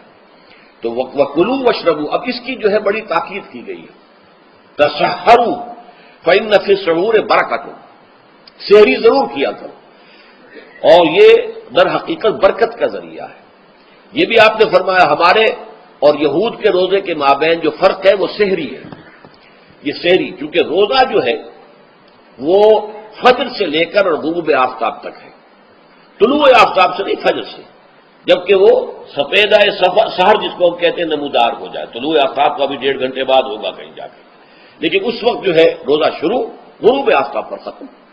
اس حوالے سے اس سے پہلے کھانا پینا، اور اس میں بھی فرمایا گیا کہ بعض لوگ بہت زیادہ احتیاط کرتے ہیں، وہ صحیح نہیں ہے، اس لیے کہ فجر کے لیے اذان جب دیتے تھے تو اس میں بعض حضرات ذرا جلدی کرتے تھے، حضور نے فرمایا کہ نہیں دیکھو یہ ذرا جلدی کر دیتے ہیں، اگر تم میں سے کسی کے ہاتھ میں پیالہ ہے، ابھی وہ کچھ کھا رہا ہے، اذان ہو گئی ہے، تو وہ اپنا پیالہ پورا کر لے، اس میں بھی تشدد کی ضرورت نہیں، جیسے کہ اس سے پہلے ہم پڑھ چکے یسروا ولا تعسروا، یرید اللہ بکم اليسر ولا یرید بکم العسر، اللہ تمہارے ساتھ آسانی چاہتا ہے، سختی نہیں چاہتا۔ تو اسی طرح فرمایا وَكُلُوا وَاشْرَبُوا حَتَّىٰ يَتَبَيَّنَ لَكُمُ الْخَيْطُ الْأَبْيَضُ مِنَ الْخَيْطِ الْأَسْوَدِ مِنَ الْفَجْرِ ثُمَّ أَتِمُّوا الصِّيَامَ إِلَى اللَّيْلِ، پھر اب روزے کو پورا کرو رات تک۔ إِلَى اللَّيْلِ میں پھر بڑی بحثیں ہوئی ہیں، اس لفظ کی مناسبت سے اہل تشیع اس کے قائل ہیں کہ جبکہ خوب اندھیرا ہو جائے، لیکن اہل سنت کا اجماع ہے کہ غروب آفتاب اس سے مراد ہے، اس لیے کہ آغاز رات کا غروب آفتاب کے ساتھ ہے، اور اس میں بھی احادیث کے اندر آیا ہے کہ تعجیل کرنی چاہیے۔ بعض لوگ وہی جو میں نے عرض کیا کہ تقویٰ کے تحت جو ہے جیسے کہ سفر میں بھی روزے رکھتے ہیں، یا 104 بخار کے درجے میں بھی وہ روزہ قضا کرنے کو تیار نہیں ہوتے، ایسے ہی وہ تاخیر کرتے ہیں اپنے تقوی کے حساب سے، کہیں ایسا نہ ہو، کوئی غلطی نہ ہو جائے، کہیں یہ نہ ہو جائے، کہیں وہ نہ ہو جائے، تو پھر اس کے اندر وہ افطار میں، تو آپ نے فرمایا کہ ایک قوم جو ہے اسی وقت میں صحیح رہے گی جبکہ وہ افطار میں عجلت سے کام لے، یعنی سحری کے اندر بہت زیادہ جلدی کرنے کی ضرورت نہیں، اگر اذان ہو رہی ہے اس کے دوران بھی اگر کچھ کھا پی رہے ہو تو کھا پی لو، مکمل کر لو۔ اسی طریقے سے افطار کے اندر جو ہے وہ تاخیر کرنے کی ضرورت نہیں، سورج کے غروب کے ساتھ افطار کر لو۔ وَلَا تُبَاشِرُوهُنَّ وَأَنْتُمْ عَاكِفُونَ فِي الْمَسَاجِدِ، ہاں اپنی بیویوں سے تم مباشرت نہ کرو، تعلق زن و شوق قائم نہ کرو جبکہ تم مسجدوں کے اندر معتکف ہو۔ یہ اعتکاف کا ذکر ہو گیا، رمضان کے آخری عشرے میں یہ اعتکاف جو مسنون ہے کہ 21ویں شب سے شروع ہو جائے گا، یعنی 20واں روزہ ختم ہوا اس کے ساتھ یہ اعتکاف شروع ہو گیا، اور پھر اعتکاف مسنون جو ہے وہ جب تک کہ چاند نظر نہ آ جائے شوال کا، عید کا، اس وقت تک یہ اعتکاف جاری رہے گا۔ یہ ہے مسنون اعتکاف، اس کی کیا حکمت ہے وہ میں بعد میں عرض کروں گا۔ تو یہ حکمت جو ہے اس کے حوالے سے گفتگو بعد میں ہو جائے گی، لیکن یہاں یہ بتا دیا گیا کہ یہ جو رمضان کی 20 راتوں میں اجازت دی گئی ہے اپنی بیویوں کے ساتھ ہم بستری کی، وہ اس معتکف کے لیے نہیں ہے جو مسجد میں معتکف ہے، تو ہاں اس کی اہلیہ آ سکتی ہے وہاں ملاقات کے لیے، کسی مشورہ کوئی کرنا ہے بہت ضروری ہے، آ جائے، ملاقات ہو سکتی ہے، لیکن یہ کہ مباشرت نہیں ہو سکتی، وہ حرام ہے۔ فرمایا وَلَا تُبَاشِرُوهُنَّ وَأَنْتُمْ عَاكِفُونَ فِي الْمَسَاجِدِ تِلْكَ حُدُودُ اللَّهِ، یہ اللہ کی حدود ہیں، شریعت اسلامی کی یہ حدود ہے، فَلَا تَقْرَبُوهَا، تو ان کے قریب تک مت جاؤ۔ قرآن مجید میں اس اعتبار سے دو انداز تعبیر ہے کہ اللہ کی حدود ہے فَلَا تَعْتَدُوهَا، یہ اللہ کی حدود ہے، ان سے تجاوز نہ کرو، اس حد کو پھلانگ نہ جاؤ، اس حد سے آگے نہ گزر جاؤ۔ یہاں ہے تقربوها، اللہ تعالیٰ کی حدود کے قریب تک نہ جاؤ۔ اس کی وجہ ایک حدیث میں بیان کر دی گئی ہے کہ جیسے ہر بادشاہ کی ایک چراگاہ ہوتی ہے، وہ صرف شاہی جو بھی جانور ہیں ان کے، یا گھوڑے ہیں یا کوئی اور ہیں، ان کے چرنے کے لیے ہے، وہاں پہ کوئی رعایت کا کوئی آدمی اپنی بھیڑ بکریاں وغیرہ نہیں لے جا سکتا، وہ حما کہلاتا تھا کہ یہ شاہ کے لیے مخصوص ہے، لکل ملک حمن۔ رحم اللہ محارمہ، اللہ بھی بادشاہ ہے کائنات کا، ارض و سما کا، اس نے بھی جن چیزوں کو حرام کر دیا ہے وہ حما ہے، اس میں داخل نہیں ہوتے ہوئے. تو فرمایا کہ جو چرواہا اپنی بھیڑوں کو بالکل اس کی آخری حد تک لے جائے گا تو اندیشہ ہے کہ کوئی بھیڑ کوئی بکری جان لگائے اور اس چراگاہ میں داخل ہو جائے.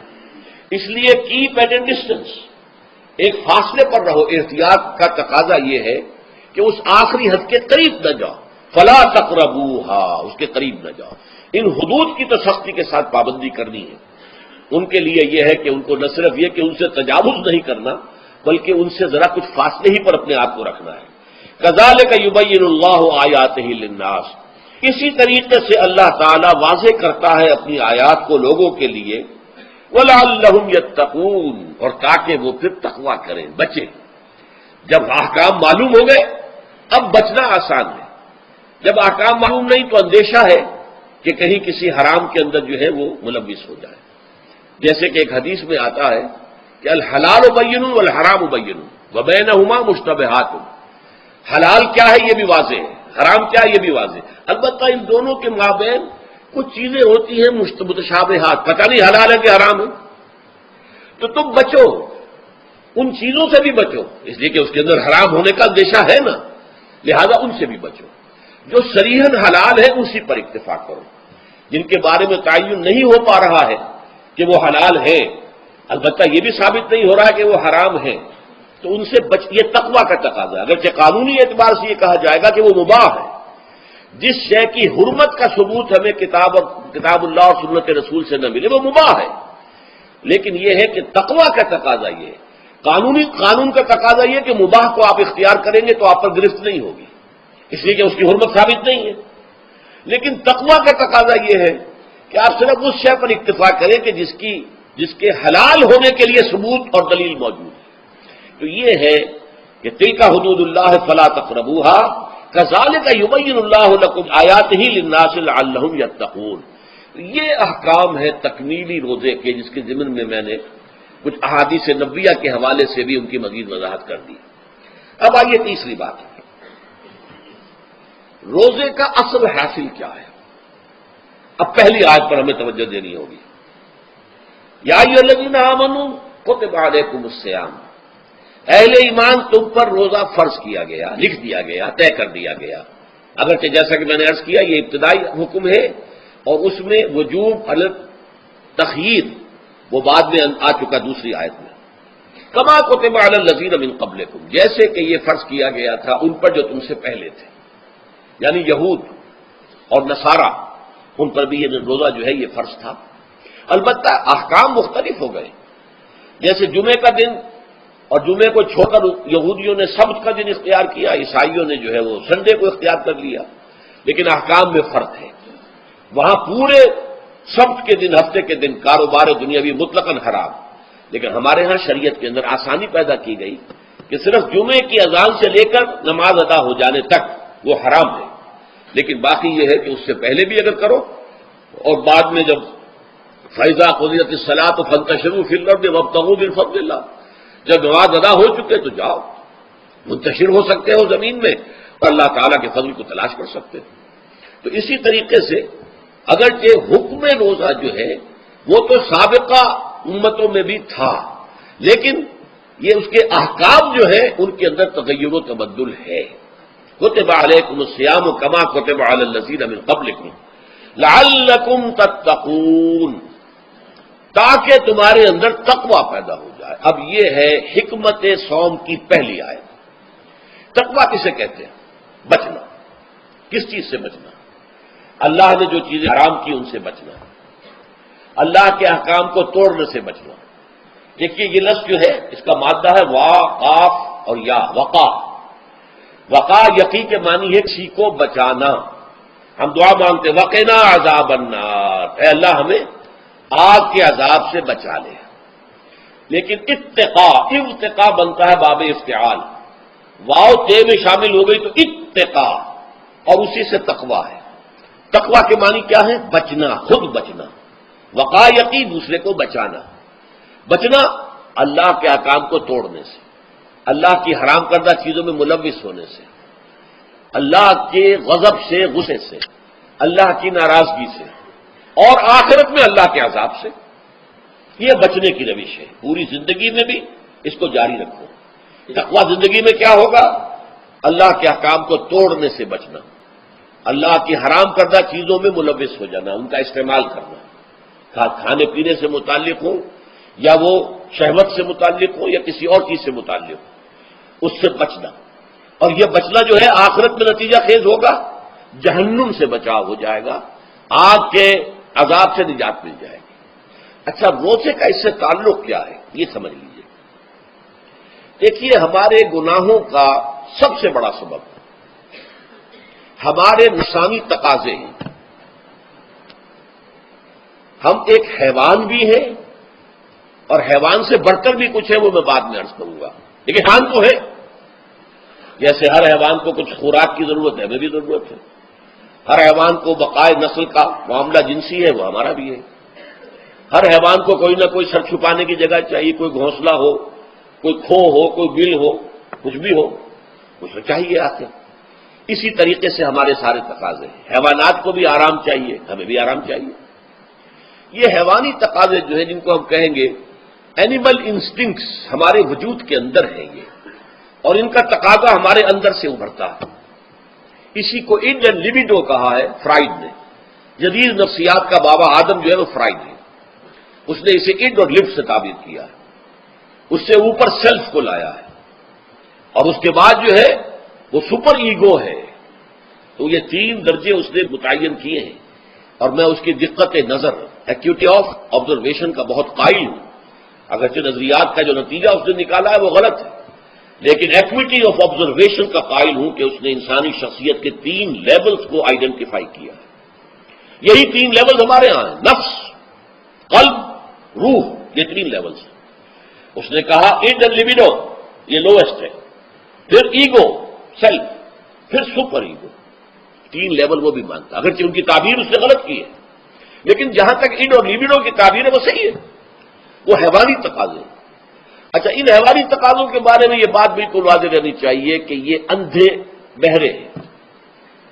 انہیں صرف اپنی گریٹیفیکیشن، اپنے تسکین سے جو ہے ساری بحث ہے. اس سے کوئی غرض نہیں کہ حلال ذریعے سے ہو، حرام ذریعے سے ہو. پیٹ کھانے کو مانگتا ہے بھوک کے اندر. اب آدمی جو ہے حرام کے اندر بھی بیمار بیٹھتا ہے، یہاں تک کہ خود شریعت اجازت دیتی ہے کہ اگر جان پر بن جائے، آدمی جو ہے وہ فاقے سے مر رہا ہو، تو وہ کوئی حرام چیز کھا کر بھی اپنی جان بچا سکتا ہے، لیکن عام حالات میں نہیں. لیکن ہو سکتا ہے ہمارا چٹخارا جو ہے وہ حرام کی طرف ہمیں لے جائے. کسی کو واقعتاً اللہ نہ کرے کہ سور کے گوشت کا چسکا لگ جائے، وہ اس کے بغیر بچتا ہی نہیں، کھاتا ہے. شراب کی عادت ہو تو پیتا ہے، یہ نہیں. تو ہمارا پیٹ مانگتا ہے، اور اسے اس سے غرض نہیں کہ حلال سے کھایا ہے یا حرام سے کھایا. ہماری حوث اپنی تسکین چاہتی ہے، اسے اس سے غرض نہیں کہ حلال سے یا حرام سے، جائز سے یا ناجائز سے. اسی طریقے سے ہمارے تمام تقاضے جو حیوانی ہیں، ایک تو یہ کہ بہت زوردار ہیں، اور چونکہ وہ اندھے بہرے ہیں، لہذا جو قرآن میں کہا گیا ان النفس لامارۃ بالسوء، یہ نفس کو بدی کا حکم دیتا ہی ہے. یہ گویا کہ اس کے اندر رجحان جو ہے انہیرنٹ ہے کہ وہ بدی کی طرف انسان کو ترغیب دلاتا ہے، چاہے وہ اپنی ضروریات سے متعلق ہو، چاہے اٹخاروں سے متعلق ہو، چاہے جو بھی لذت اسے درکار ہے اس سے متعلق ہو، چاہے وہ جنسی لذت ہے اور چاہے وہ طعام کی، یعنی جسے ہم کہتے ہیں کہ انسان جو ہے وہ اپنے پیٹ اور فرج کا غلام بن کر رہ جائے، اس لیے کہ جو تقاضا بھی آیا ہے اس کو وہ پورا کر رہا ہے. یہ جو کیفیت انسان کی ہے، اس کے لیے ایک مشق جو ہے وہ روزہ فراہم کرتا ہے. روزے کے آپ نے 12, 13, 14 گھنٹے کا بھی روزہ ہوتا ہے، بعض جگہوں پر 16, 17 گھنٹے کا روزہ ہوتا ہے. اس عرصے میں آپ اپنے نفس کو حلال چیزوں سے بھی روکے رکھتے ہیں. اس منہ گھوڑے کو، منہ زور گھوڑے کو جو ہے آپ اس کی لگام کس کر رکھتے ہیں کہ حلال بھی نہیں کھانے دے رہے. بھوک لگی ہو یا کھانا بہترین موجود ہے، نہیں کھا سکتے، اللہ کا حکم نہیں ہے، اللہ کی اجازت نہیں. شدید پیاس ہے، بہترین مشروبات فریج میں رکھی ہوئی ہے، نہیں کھا سکتے، نہیں پی سکتے، جائز نہیں ہے، حالانکہ حلال ہے، حرام نہیں ہے. بیوی موجود ہے، یا جیسے کہ لونڈیوں کا معاملہ ہوتا تھا، لونڈی موجود ہے، لیکن نہیں، آپ اپنی شہوت جو ہے وہ اس سے پوری نہیں کر سکتے.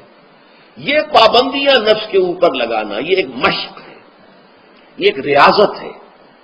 اس ریاضت کا حاصل یہ ہونا چاہیے کہ انسان بقیہ 11 مہینوں میں اپنے آپ کو حرام سے تو بچائے نا۔ یہاں وہ حلال سے رکا ہوا ہے اللہ کے حکم سے، کہ حلال چیز بھی نہیں کھا رہا، دن بھر نہیں پی رہا، دن بھر نہیں اپنی کوئی شہوت پوری کر رہا، دن بھر حلال ذرائع سے بھی، تو اس سے اس کے اندر یہ ایک اس کو ہم کہیں گے سیلف کنٹرول پیدا ہو جائے، اپنے نفس کو قابو میں کر لے۔ یہ گویا کہ اس کا سب سے پہلا اس روزے کی ریاضت، روزے کی مشق کے حوالے سے یہ اس کی حکمت ہوئی کہ اس سے کے ذریعے سے انسان میں سیلف کنٹرول پیدا ہونا، ضبط نفس۔ یہاں پہ تھوڑی سی میں وضاحت کر دوں، رہبانیت کے اندر آپ کو معلوم ہے کہ سیلف اینیہیلیشن، انگریزی الفاظ جو ہیں وہ زیادہ بعض لوگوں کے لیے واضح ہوں گے، نفس کشی، نفس کو کچل دینا، ختم کر دینا، مار دینا، یہ رہبانیت میں ہوتا ہے، اسلام میں نہیں۔ اسلام کا نظام بڑا متوازن ہے۔ ان لنفسک علیک حقا وان لزوجک علیک حقا وان لزورک علیک حقا، حضور نے فرمایا دیکھو تمہارے نفس کا بھی تم پر حق ہے، اسے مناسب حد تک آرام دینا بھی تمہارے ذمے ہے، اسے غذا بہم پہنچانا بھی تمہارے ذمے ہے۔ فرق صرف کیا ہے، حلال سے ہو حرام سے نہ ہو۔ اس کی شہوت کو پورا کرنا بھی تمہارے ذمے ہے، فرق صرف کیا ہے، جائز راستے سے ہو حرام سے نہ ہو۔ اس کا نام ضبط نفس ہے، سیلف اینیہیلیشن، نفس کو کچل دینا۔ یہ جو تپسیاں جو ہیں ہندو سادھو کرتے رہے ہیں، اور جو سب سے زیادہ معاملہ جو ہے وہ جو راہب ہوتے تھے حضرت مسیح علیہ السلام کے پیروکاروں میں، انہوں نے تاریخ کے اندر جو مثالیں دی ہیں اس کا جو ہے اندازہ کرنا مشکل ہو جاتا ہے کہ کس درجے وہ لوگ اپنے نفس کو کچل دیتے، جس کا قرآن مجید میں سورہ حدید میں ذکر بھی ہے۔ اکثر لوگ تو پابندی نہیں کر سکتے تھے، اپنے اوپر پابندیاں لگانے کے بعد غلط راستوں پر بھی چل پڑتے تھے، لیکن جو لوگ ان پابندیوں کو نبھاتے تھے وہ کس انتہا تک جاتے تھے۔ کبھی آپ جو ہے ہسٹری آف کرسچن مناسٹسزم پر جو تاریخ کی کتابیں لکھی گئی ان کو پڑھیں تو اندازہ ہوگا۔ مولانا مودودی نے تفہیم القرآن میں اس کا کچھ حوالے دیے ہیں، اور واقعہ یہ کہ رونگٹے کھڑے ہو جاتے ہیں انسان پر کہ اس درجے میں انہوں نے اپنے نفس کو کچلا۔ ہمارے صوفیہ کے ہاں بھی بعض ایسی روایت صحیح ہیں یا غلط ہے بیان کی جاتی ہیں، لیکن اسلام کا اصل معاملہ کیا ہے، توازن، اعتدال۔ تمہارے نفس کا بھی تم پر حق ہے، ان لنفسک علیک حقا، تمہاری بیوی کا بھی تم پر حق ہے، وان لزوجک علیک حقا، اور تمہارا جو بھی کوئی ملاقاتی آئے، کوئی دوست ہے، اس کا بھی زورک علیک حق ہو، زیارت کرنے کے لیے کوئی آیا اس کا بھی حق ہے، ان کے حقوق ادا کرو۔ حضرت عبداللہ ابن عمرو بن العاص رضی اللہ تعالی عنہما صحابہ کرام میں اس اعتبار سے بہت ممیز تھے کہ ان پر عبادت جو ہے، عبادت گزاری کا اتنا غلبہ ہو گیا تھا، ہر روز روزہ رکھتے تھے اور رات کو پوری رات کھڑے رہتے تھے۔ حضور کو اطلاع دی گئی، حضور نے طلب کیا فوراً، آپ نے فرمایا یا عبداللہ الم نخبر، کیا ہمیں یہ خبر نہیں دی گئی انک تصوم الدہر وتقوم اللیل، کہ تو ہمیشہ رات کو کھڑا رہتا ہے نماز میں اور ہر روز روزہ رکھتا ہے۔ اب ظاہر بات ہے حضور کے حضور میں جھوٹ کیسے بولتے، ویسے بھی جھوٹ بولنے کا سوال نہیں صحابی کے لیے، تو عرض کیا بلا یا رسول اللہ ایسی ہے تو صحیح ہے، فرمایا لا تفعل، ہرگز ایسا مت کرو، فإن لنفسک علیک حقا وإن لزوجک علیک حقا وإن لزورک علیک حقا، تمہارے نفس کا بھی تم پر حق ہے، روزہ رکھو بھی اور افطار بھی کرو۔ بہترین روزہ جو ہے وہ حضرت داؤد علیہ السلام کا تھا، ایک دن روزہ رکھتے تھے ایک دن افطار کرتے تھے، لیکن یہ ہے کہ آپ ہفتے میں 2 دن روزے حضور کے ہیں، سوموار کو اور جمعرات کو، مہینے میں 3 روزے یہ ہیں، اس میں گویا کہ سنت پر عمل بھی ہو جائے گا، لیکن یہ کہ ہمیشہ روزہ رکھنا، بلکہ یہاں تک کہا گیا ما صام من صام الدہر، جو ہمیشہ روزہ رکھتا ہے اس نے کوئی روزہ رکھا ہی نہیں۔ کیا مطلب؟ یہ تو اس نے اپنی ہیبٹس بدل لی ہیں، ہیبٹس ہو گئی ہیں یہ کہ سارا دن بھر نہیں کھانا، صبح کھانا شام کو کھانا، بس یہ تو اس نے اپنی ہیبٹ بدل لی ہے، روزہ ہیبٹ بن گیا اس کا۔ ما صام من صام الدہر، جس نے ہمیشہ روزہ رکھا اس نے کوئی روزہ رکھا ہی نہیں، اس لیے کہ روزہ تو در حقیقت اس شخص پر شاخ گزرتا ہے جس کو عادت ہے دن میں کھانا کھانے کی، اس کو دن کے اندر 3 کھانے کھانے کی عادت ہے، تبھی تو وہ شاخ گزرے گا۔ اگر وہ عادت ہی آپ نے بدل لی ہے تو ظاہر بات ہے کہ پھر روزے کی جو برکت ہے وہ تو ظاہر نہیں ہوگی۔ تو بہرحال اس اعتبار سے غور کیجئے کہ یہ پہلا حکم جو ہے روزے کا، لعلکم تتقون، تاکہ تمہارے اندر تقوی پیدا ہو جائے، اپنے نفس پر کنٹرول پیدا ہو جائے۔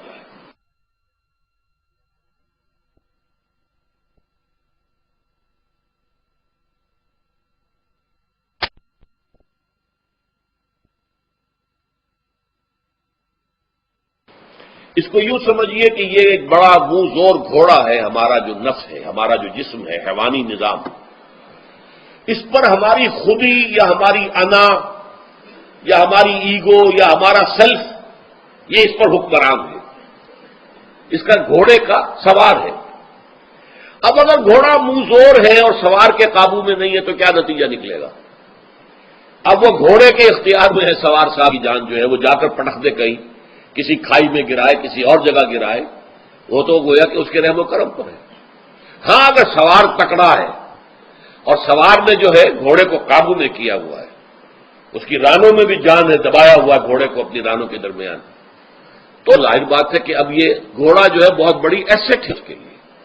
اب گھوڑا ادھر جائے گا جدھر سوار لے جانا چاہے گا، سوار اپنے مقصد، اپنی منزل تک پہنچے گا گھوڑے کے ذریعے سے، اور اگر برعکس ہے جیسا کہ میں عرض کر چکا ہوں تو وہ سوار جو ہے وہ گھوڑے کے رحم و کرم پر ہے۔ یہی معاملہ ہے، ہماری خودی یا ہماری انا یا ہمارا ایگو، یہ در حقیقت یہ راکب ہے، اور ہمارا وجود حیوانی یہ مرکب ہے، یہ گھوڑا ہے۔ اگر ہم قابو یافتہ ہوں اپنے اس گھوڑے کے اوپر تو یہی جسم ہمارے لیے ایک بہت بڑا ایسٹ ہے۔ ہاتھوں سے نیکی کمائیں گے، پاؤں سے نیکی کمائیں گے، آنکھوں سے نیکی کمائیں گے، کانوں سے نیکی کمائیں گے، یہ ساری نیکیاں کمانے کا ذریعہ بن جائے گا۔ تلاوت قرآن سن رہے ہیں تو کانوں کی نیکی ہو رہی ہے، قرآن دیکھ کر پڑھ رہے ہیں تو آنکھوں کی نیکی ہو رہی ہے۔ یہ سارے ہمارے اعصاب، ہمارے تمام اعضاء و جوارے نیکی کا ذریعہ ہے۔ لیکن اگر کہیں یہ ہمارا نفس امارہ، ایڈ اور لیبیڈو ہم پر قابو پا لے تو پھر ہم اس کے رحم و کرم پر ہیں، پھر وہ ہمیں جس کھائی میں چاہے گا گرا دے گا۔ تو اس اعتبار سے روزہ مجرد ابھی روزے کی بات ہو رہی ہے، وہ روزہ خاص طور پر کہ جس کا حکم پہلے دیا گیا تھا، ایام معدودات، اس کے بارے میں اس کی حکمت، مجرد روزے کی حکمت کیا ہے؟ ضبط نفس۔ اسی ضبط نفس کا دوسرا نام تقویٰ ہے۔ آپ اپنے نفس پر قابو یافتہ ہیں اور پھر اللہ کے سامنے جھک رہے ہیں، یہ ہوئی نا اصل بات۔ آپ اللہ کے سامنے تو جھک رہے ہیں، اے اللہ میں تیری ہی بندگی کرتا ہوں، اب کروں گا، نفس پر قابو ہے ہی نہیں، تو آپ کا یہ کہنا مہمل ہو جائے گا، نفس کا تقاضا ابھرے گا اور آپ اس کے آگے ہاتھ جوڑ کر کھڑے ہو جائیں گے۔ تو گویا کہ جو آپ نے کہا تھا ایاک نعبد و ایاک نستعین، اس کی پیروی کرنا، اس کو پورا کرنا، اس کا تقاضا بجا لانا آسان کام نہیں ہے۔ جو بھی گویم مسلمانم بلرزم کہ دانم مشکلات لا الارا۔ تو روزہ مجرد روزے کی غرض و غایت تقویٰ یا ضبط نفس، یعنی سیلف کنٹرول، اور اس سیلف کنٹرول کے ساتھ اپنے پورے وجود کو اللہ کے سامنے جھکا دینا، یہ عبادت ہے۔ اب آئیے اس عبادت کے لیے، روزے کے لیے رمضان کا مہینہ کیوں منتخب کیا گیا بالآخر؟ پہلے تو وہ ہر مہینے کے 3 دن تھے، بالآخر مستقل تا قیامت اور رمضان کا مہینہ ہے۔ اس کی علت کیا ہے؟ ظاہر بات ہے کہ سارے 12 مہینے اللہ ہی کے ہیں، ہفتے کے سارے دن اللہ ہی کے ہیں، دنوں میں سید الایام جمعے کا دن ہے، مہینوں میں سید الاشہر، یہ جتنے مہینے ہیں ان میں سردار جو ہے مہینوں کا وہ رمضان مبارک ہے۔ کیوں ہے؟ اب آپ پڑھیے تیسری آیت، شہر رمضان الذی انزل فیہ القرآن۔ رمضان کا مہینہ وہ ہے جس میں قرآن نازل کیا گیا، اور اس کی مزید کیا ہے تشریح کہ رمضان ہی میں وہ لیلۃ القدر ہے جس میں قرآن نازل کیا گیا۔ اب یہاں 2 چیزیں علیحدہ علیحدہ سمجھ لیجئے۔ ہمیں معلوم ہے کہ قرآن حضور پر نازل ہوا 22 برس میں، رمضان کا چناؤ جو ہوا ہے تو یہ ترجیح بلا مرجح نہیں ہے، ایسے ہی نہیں ہے کہ یوں ہی اس کو ترجیح دے دی گئی، اس کی حکمت ہے، غایت ہے، علت ہے، اس کا سبب ہے۔ رمضان کا مہینہ وہ ہے جس میں قرآن نازل کیا گیا، اسی میں وہ لیلۃ القدر ہے جس میں قرآن نازل کیا گیا، اگرچہ ہم جانتے ہیں کہ حضور پر قرآن نازل ہوا ہے 22 برس میں، 610 عیسوی سے 632 تک۔ اس مہمے کو کیسے حل کریں گے؟ اس کا حل کیا ہے؟ رمضان مبارک کی ایک شب مبارک لیلۃ القدر میں پورا قرآن لوح محفوظ سے دفعتاً پورا کا پورا سمائے دنیا، پہلا آسمان جو ہے ہمارا، اس کے اوپر نازل کر دیا گیا۔ اس کے لیے لفظ انزلہ، انزلہ ینزل انزالن کے معنی ہے دفعتن کسی چیز کو اتار دینا، اور نزلہ ینزل تنزیلا کے معنی ہے رفتہ رفتہ درجہ درجہ درجہ درجہ درجہ اتارنا۔ اعلام، عالم یعلم اعلامن، کسی شے کو خبردار کر دینا، بتا دینا، بس ہم نے بتا دیا، ہم جانا تمہارا کام۔ تعلیم یہ ہے اس کو درجہ بدرجہ سمجھانا، اس کے دماغ میں اتارنا، دیکھنا کہ اتنی بات سمجھ گیا تو اگلی بات سمجھانا، یہ سمجھ میں آ گئی تو اگلی بات، تعلیم اس کو کہتے ہیں۔ تو انزال دفعتن اتار دینا، تنزیل رفتہ رفتہ تدریجاً تھوڑا تھوڑا کر کے اتارنا۔ تو حضور پر تنزیل ہوئی ہے، فإنہ نزلہ علی قلبک، جبرائیل نے اس قرآن کو تھوڑا تھوڑا تھوڑا تھوڑا کر کے، نزلناہ تنزیلا، رتلناہ ترتیلا، ہم نے تھوڑا تھوڑا کر کے اتارا۔ لیکن لیلۃ القدر میں جو ماہ رمضان مبارک کی شب ہے، آخری عشرے کی، اس میں پورا قرآن اتار دیا گیا تھا لوح محفوظ سے سمائے دنیا تک۔ شہر رمضان الذی انزل فیہ القرآن ھدی للناس وبینات من الھدی والفرقان۔ یہ قرآن کیا ہے، کیا بنا کر نازل کیا گیا؟ یہ حال ہے، یہ لوگوں کے لیے، پوری نوع انسانی کے لیے ہدایت ہے، اور یہ ہدایت بینات کی شکل میں آئی، واضح تعلیمات جن میں کوئی شک و شبے کی گنجائش نہیں، از خود روشن۔ بینہ اسے کہتے ہیں وہ شے جو از خود روشن ہو، جس کو ہم کہتے ہیں کہ آفتاب آمد، دلیل آفتاب۔ جب سورج طلوع ہو گیا تو اپنے وجود پر وہ خود دلیل ہے، اسے کسی اور دلیل سے ثابت کرنے کی ضرورت نہیں ہے، از خود واضح۔ تو بینات من الہدی، جو قرآن کی بنیادی ہدایت ہے وہ بینات پر مشتمل ہے، واضح چیز ہے، جو انسان کے لیے، اس کی فطرت کے لیے جانی پہچانی چیزیں ہیں۔ یہ کوئی باہر کی چیز نہیں آ رہی ہے، اس کے قلب کی گہرائیوں کے اندر یہ سب کچھ موجود ہے، اور اس کی گواہی اس کے قلب کی گہرائیوں سے نکلتی ہے۔ جہاں دیکھنا تقریر کی لذت کے جو اس نے کہا، میں نے یہ جانا کہ گویا یہی میرے دل میں ہے، اس نے تو میرے اپنی فطرت کی ترجمانی کی ہے۔ والفرقان، بینات من الہدی والفرقان، یہ بینات کا اطلاق فرقان پر بھی ہو رہا ہے، حق و باطل کے اندر فرق کر دینے والی شے۔ بین صورت میں یہ حق ہے، یہ باطل ہے، یہ جائز ہے، یہ ناجائز ہے، یہ غلط ہے، یہ صحیح ہے۔ یہ ہے قرآن مجید کی عظمت کا بیان۔ ویسے تو عظمت قرآن مجید کے اندر بہت سے مقامات پر آئی ہے، اور بڑے ہی پرشکو انداز میں بھی آئی ہے، لیکن یہ اس وقت موقع نہیں ہے اس میں جانے کا۔ یہاں جو قرآن کا تعارف کرایا گیا، ھدی للناس وبینات من الھدی والفرقان، اور یہ رمضان میں نازل کیا گیا، لہذا رمضان کا مہینہ جو ہے اس عبادت کے لیے خاص اور مختص کر لیا گیا۔ فمن شہد منکم الشہر فلیصم، تو جو کوئی بھی تم میں سے اس مہینے کو پائے یا اس میں مقیم ہو، وہ لازماً روزہ رکھے۔ میں بیان کر چکا ہوں، یہ وجوب علی العین ہے، اس کے اندر اب اختیار نہیں ہے، لیکن یہ کہ اگر من کان منکم مریضا او علی سفر فعدۃ من ایام اخر۔ اب دیکھیے، یہ جو رمضان مبارک کو منتخب کیا گیا، جو نزول قرآن کا مہینہ ہے، تو اس میں ایک دوہرا پروگرام رکھ دیا گیا ہے، جو قرآن مجید میں تو واضح طور پر نہیں کہا گیا، اس لیے کہ اگر قرآن میں اس طور سے آ جاتا تو فرض ہو جاتا، اسے تتبعاً رکھا گیا ہے، لہذا اس کا ذکر قرآن میں نہیں ملے گا۔ موجود ہے کہ جب اس مہینے کو چنا ہی اس لیے گیا ہے کہ یہ نزول قرآن کا مہینہ ہے، لہذا اس کے لیے جو ہم نے پڑھا تھا وہ خطبہ، جعل اللہ صیامہ فریضۃ وقیام لیلہ تطوعا، اللہ نے اس مہینے کا روزہ رکھنا تو فرض قرار دے دیا ہے، اور اس کا قیام اللیل، راتوں کو کھڑے رہنا، یہ مرضی پر چھوڑ دیا ہے، جو کر سکے، جو بھی ہمت کرے، ترغیب و تشویق ہے۔ اب دیکھیے ترغیب و تشویق کے لیے دوسری حدیث جو یہاں پر ہے، عن ابی ہریرہ رضی اللہ عنہ قال، حضرت ابو ہریرہ سے مروی ہے رضی اللہ عنہ کہ انہوں نے فرمایا، قال رسول اللہ صلی اللہ علیہ وسلم، کہ اللہ کے رسول نے فرمایا صلی اللہ علیہ وسلم، من صام رمضان ایمانا و احتسابا غفر له ما تقدم من ذنبه، جس نے رمضان میں روزے رکھے ایمان کے ساتھ، یقین کے ساتھ، اور احتساب، اللہ سے اس کے اجر کی امید میں، غفر له ما تقدم من ذنبه، اس کے پچھلے تمام گناہ معاف ہو جاتے ہیں۔ یہ نوٹ کیجئے کہ اس سے مراد گناہ کبیرہ نہیں ہے، گناہ صغیرہ ہے۔ گناہ کبیرہ کے لیے توبہ شرط ہے، گناہ صغیرہ جو ہے وہ ان چیزوں سے دھل جاتے ہیں۔ لیکن اب دیکھیے ومن قام رمضان ایمانا واحتسابا، اور جو کوئی کھڑا رہا رمضان میں یعنی قیام اللیل ایمان اور احتساب کے ساتھ، غفر لہ ما تقدم من ذنبہ۔ اب تیسری بات ومن قام لیلۃ القدر ایمانا واحتسابا، اور جو کھڑا رہا قیام اللیل جس نے کیا ہے لیلۃ القدر میں ایمان اور احتساب کے ساتھ، غفر لہ ما تقدم من ذنبہ، متفق علیہ۔ یہ حدیث بخاری اور مسلم دونوں کی ہے۔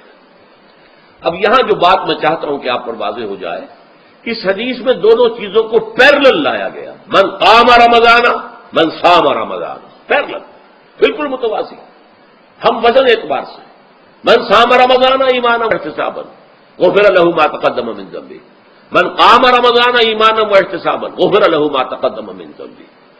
اب سوال پیدا ہوتا ہے قیام اللیل سے مراد کیا ہے؟ یہاں پہ میں تراویح کا جو پس منظر ہے وہ بیان کر دینا چاہتا ہوں۔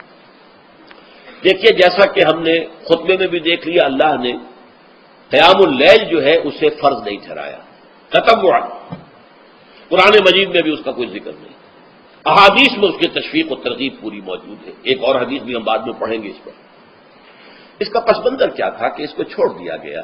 اب ظاہر بات ہے مسلمانوں میں کمزور بھی ہیں، مسلمانوں میں وہ مزدوری کرنے والے بھی ہیں، روزہ تو فرض ہے ان پر، چاہے مئی کا مہینہ ہے اور گندم کاٹنی ہے، روزہ پھر بھی رکھنا ہوگا، یہ سب کچھ ہے۔ لیکن یہ کہ رات کو پھر کھڑے رہنا ان کے لیے جاگنا ممکن نہیں ہے، لہذا ان کے اوپر یہ چیز فرض نہیں۔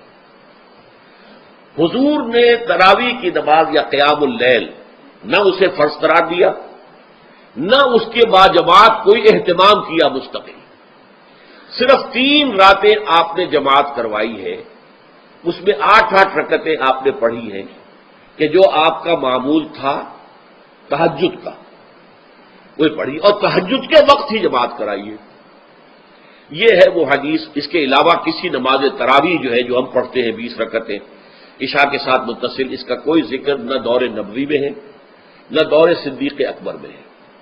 یہ دور حضرت عمر کی خلافت میں ہوا ہے، اور ہم نہیں کہہ سکتے کتنے سال کے بعد ہوا ہے۔ حضرت عمر رضی اللہ تعالیٰ عنہ کی خلافت کا دور جو ہے وہ تو 10 برس ہے، ہو سکتا ہے 5 برس کے بعد ہوا ہو، 6 برس کے بعد ہوا ہو، 12 ہوا ہے ان کے عہد میں۔ حضرت عمر ایک مرتبہ مسجد میں داخل ہوئے، مسجد نبوی میں، تو دیکھا کہ کچھ لوگ 8، 10، 12 جو ہے وہ ایک جو ہے حافظ کے پیچھے کھڑے ہوئے اور قرآن سن رہے، کچھ دوسرے کونے میں کھڑے ہیں، کچھ کہیں اور کھڑے ہیں، مختلف جماعتیں ہو رہی ہیں۔ تو انہوں نے سوچا کہ کیوں نہ ان سب کو ایک امام کے پیچھے جمع کر دیا جائے، اور اس کے لیے لوگوں کی سہولت کے لیے عشاء کے ساتھ متصل رکھ دیا جائے، اس لیے کہ تہجد کے وقت اٹھنا جو ہے وہ تو ہر کس و ناقص کا کام نہیں ہے، کہ عشاء کے بعد اگر تھوڑا سا اضافی وقت ہو صرف، تو یہ ہر شخص کر لے گا، مزدور بھی کر لے گا۔ لہذا آپ نے یہ نظام تجویز فرمایا کہ عشاء کے متصل بعد 20 رکعت نماز پڑھی جائے اور ایک امام کے پیچھے پڑھی جائے۔ یہ گویا کہ اجتہاد ہے حضرت عمر رضی اللہ تعالی عنہ، اس کو آپ نے خود بدعت بھی قرار دیا ہے، لیکن بدعت حسن، بدعت کس اعتبار سے؟ لغوی اعتبار سے، نئی بات، اس لیے کہ حضور کے زمانے میں نہیں تھی، تو یہ اس طریقے سے ایک نئی بات ہے۔ لیکن یہ بات چونکہ بہت اچھی ہے، بہت عمدہ ہے، آپ جب یہ نظام چل پڑا تو ایک دن مسجد میں آئے، دیکھا کہ بڑی بھری مسجد ہے، صحابہ کھڑے ہیں اور ایک امام کے پیچھے قرآن سن رہے ہیں۔ آپ نے فرمایا نعم البدعۃ ھذہ، یہ جو ہم نے نئی بات شروع کی ہے یہ بہت اچھی ہے، بہت عمدہ ہے۔ اب یہاں سے فرق واقع ہو گیا ہے، ایک تو اہل تشیع جو ہے وہ تو ویسے ہی حضرت عمر سے بہت دشمنی رکھتے ہیں، عناد رکھتے ہیں، تو حضرت عمر کے اجتہادات سے انہیں نفرت ہے، انہیں دوری ہے، چاہے وہ کوئی سا بھی حضرت عمر کا اجتہاد ہو۔ ہمارے ہاں اہل حدیث حضرات بھی در حقیقت حضرت عمر یا کسی اور خلیفہ راشد کے فعل کو وہ سمجھتے ہیں کہ یہ ایگزیکٹو آرڈرز ہیں، یہ ہمیشہ کے لیے نہیں ہے۔ حضرت عمر نے اپنے دور میں ایک نظام قائم کیا، ان کے دور کے لیے ٹھیک تھا، یہ ہمیشہ کے لیے نہیں، ہمیشہ کے لیے وہ 8 ہی رکعتوں کے قائل ہیں، وہ تہجد والے، لیکن اس میں بہرحال انہوں نے بھی خود یہ اضافہ کیا ہے کہ وہ 8 رکعتیں وہ عشاء کے ساتھ متصل پڑھتے ہیں، تہجد کے وقت تو نہیں پڑھتے، اور حضور نے تو صرف 3 روز جو ہے وہ کرائی تھی جماعت، وہ لوگ 30 دن یا 29 دن پڑھ رہے ہیں، تو اضافہ تو انہوں نے بھی کر دیا، اس نظام میں تبدیلی تو ہو گئی۔ لیکن اہل سنت جو کہلاتے ہیں، ہمارے جو چار جو ہیں، جو ہمارے مسلک ہیں، حنفی، مالکی، شافعی، حنبلی، ان کا اتفاق ہے اس پر حضرت عمر کا، کیونکہ ان کے سامنے اصول یہ ہے کہ حضور نے فرمایا علیکم بسنتی وسنت الخلفاء الراشدین المہدیین، تم پر لازم ہے کہ میری سنت کو پکڑو مضبوطی کے ساتھ، اور میرے خلفائے راشدین مہدیین جو ہیں ان کی سنت کو پکڑو۔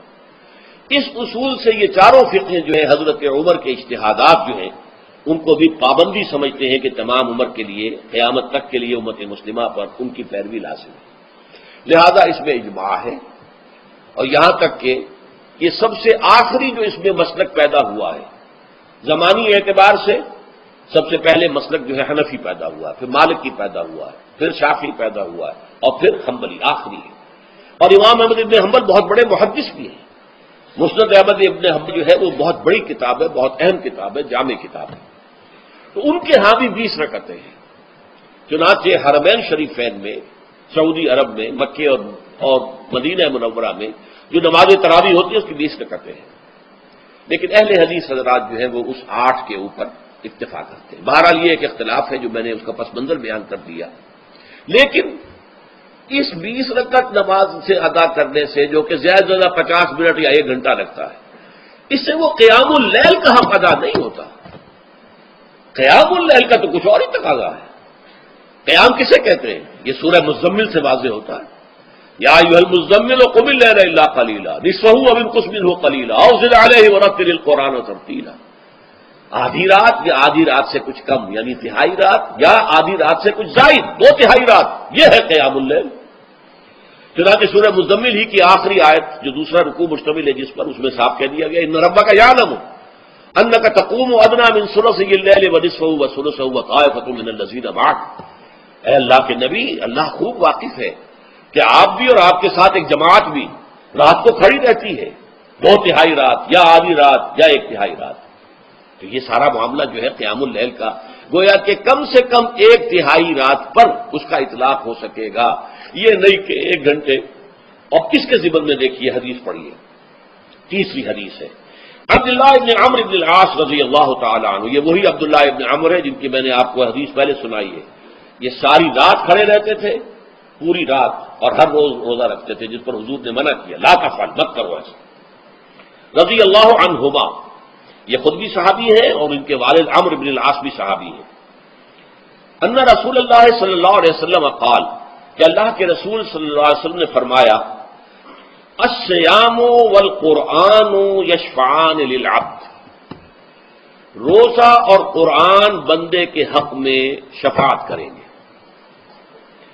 یقول الصیام، روزہ یہ عرض کرے گا اللہ کی جناب میں، اے رب پروردگار، انی منعتہ الطعام والشہوات بالنہار، میں نے تیرے اس بندے کو دن کے دوران کھانے پینے سے اور اپنی شہوت کا تقاضا پورا کرنے سے روکے رکھا، یہ میری وجہ سے روکا رہا، تو میری شفاعت اس کے حق میں قبول فرما، فشفعنی فیہ، میری شفاعت اس کے حق میں قبول فرما۔ ویقول القرآن، قرآن کیا کہے گا؟ منعہ النوم باللیل، میں نے اسے رات کے وقت سونے سے، نیند سے روکے رکھا، فشفعنی فیہ، تو اس کے حق میں میری شفاعت قبول فرما۔ حضور فرماتے فیشفعان، ان دونوں کی شفاعت قبول کی جائے گی۔ یہ ہے قیام اللیل۔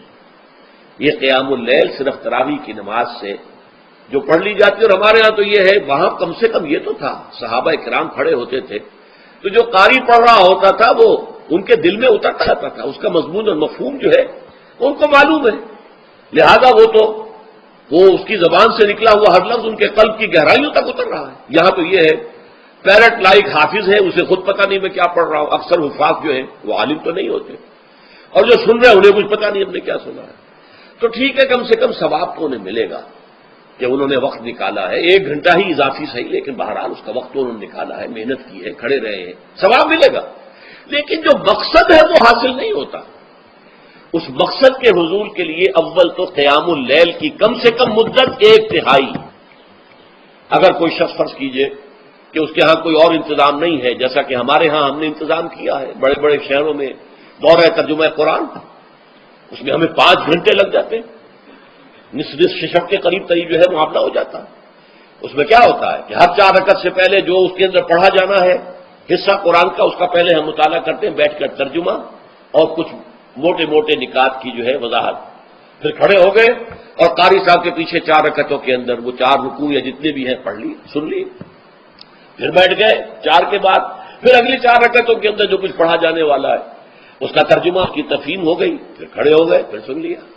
اس طریقے سے 5-6 گھنٹے میں تراویح ختم ہوئی، تو تراویح بھی ہو گئی، حضرت عمر کے اجتہاد پر عمل بھی ہو گیا، 20 تراویح ہو گئی، لیکن یہ ہے کہ اس کے ساتھ جو اصل غرض و غایت ہے قیام اللیل کی وہ بھی حاصل ہو گئی۔ یہ ہم نے 17 سال پہلے شروع کیا تھا یا 18 سال پہلے، اور وہ انشاءاللہ اللہ کے فضل و کرم سے اب چل رہا ہے، بڑے بڑے شہروں میں ہو رہا ہے۔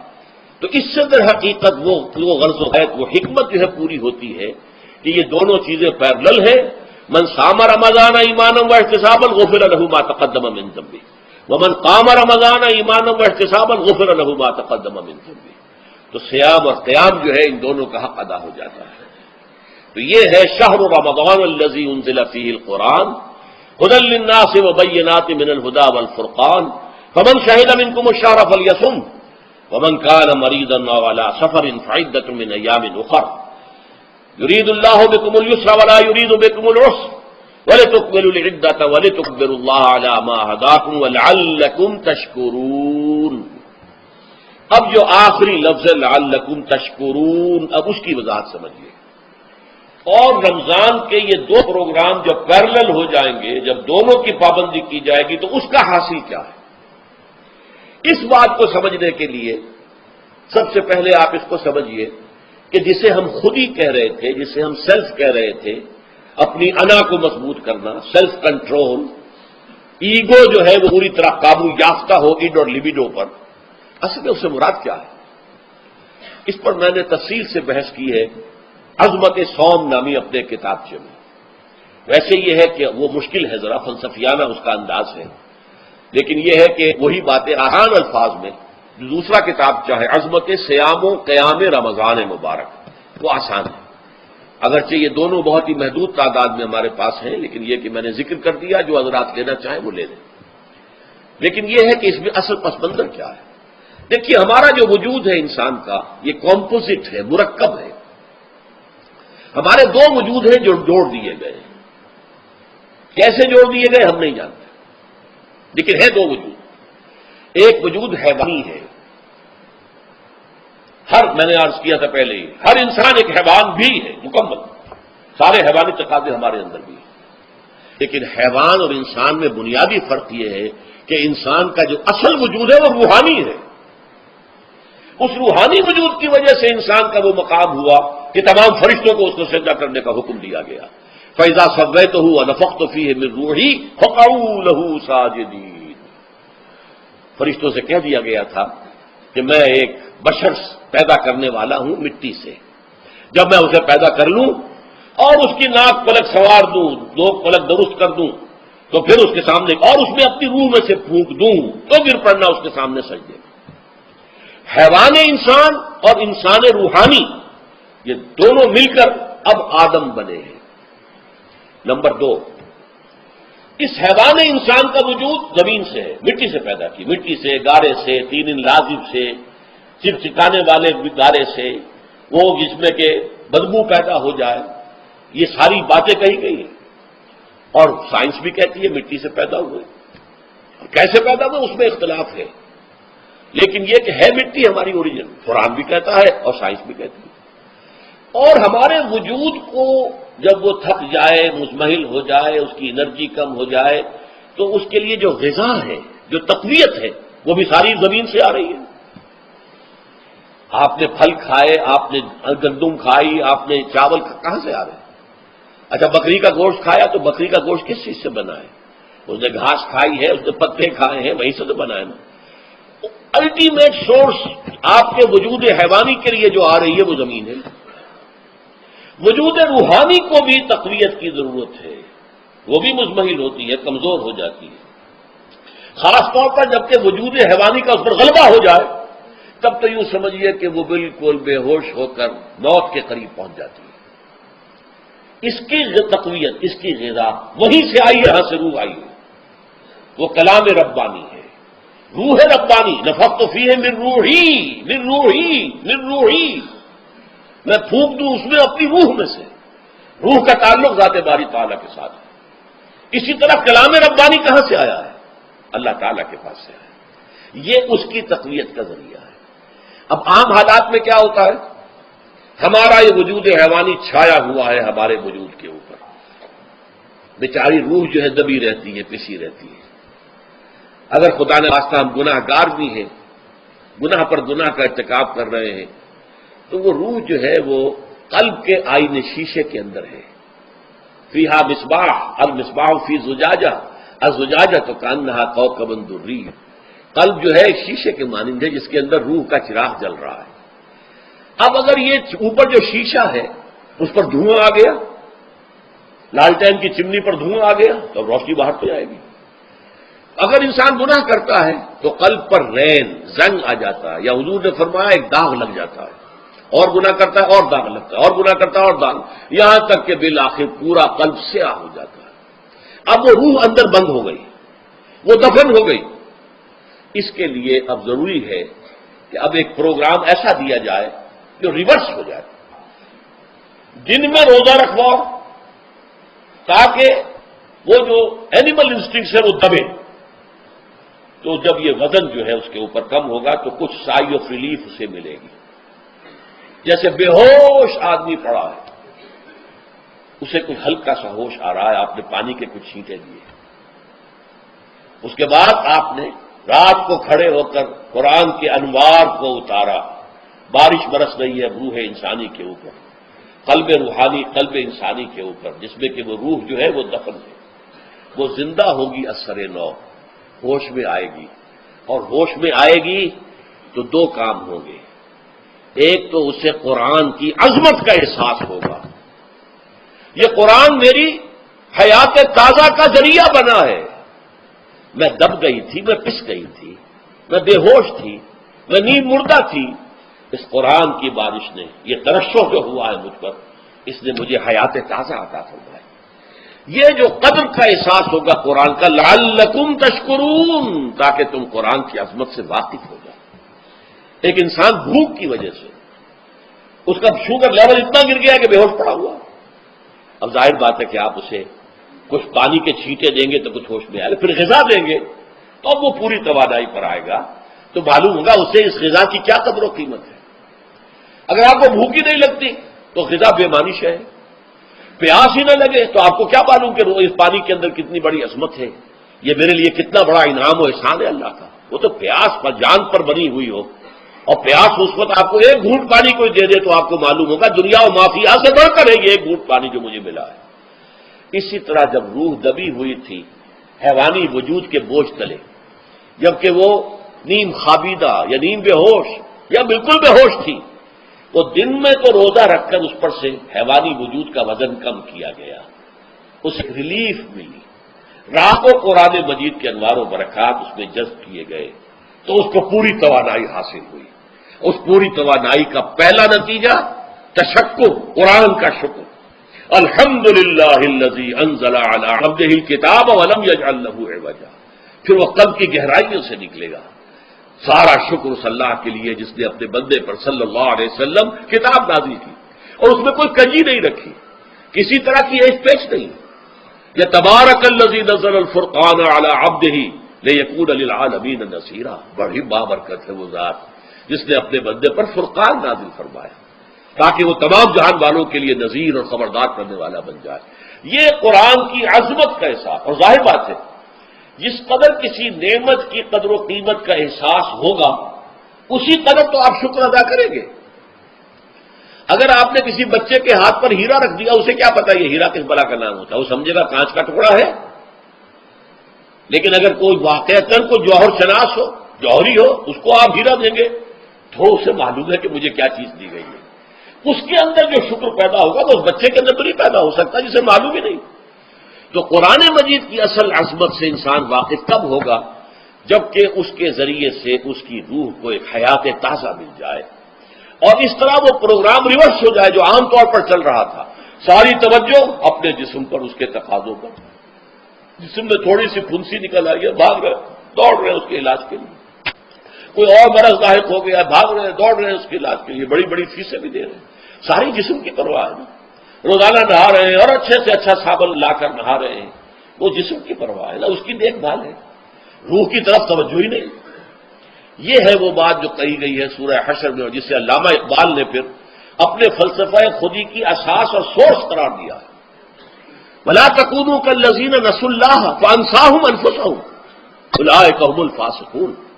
دیکھو اے مسلمانوں، ان لوگوں کے مانند نہ ہو جانا جنہوں نے اللہ کو بھلا دیا تو اللہ نے انہیں اپنے آپ سے غافل کر دیا، اور یہی لوگ فاسق و فاجر ہیں۔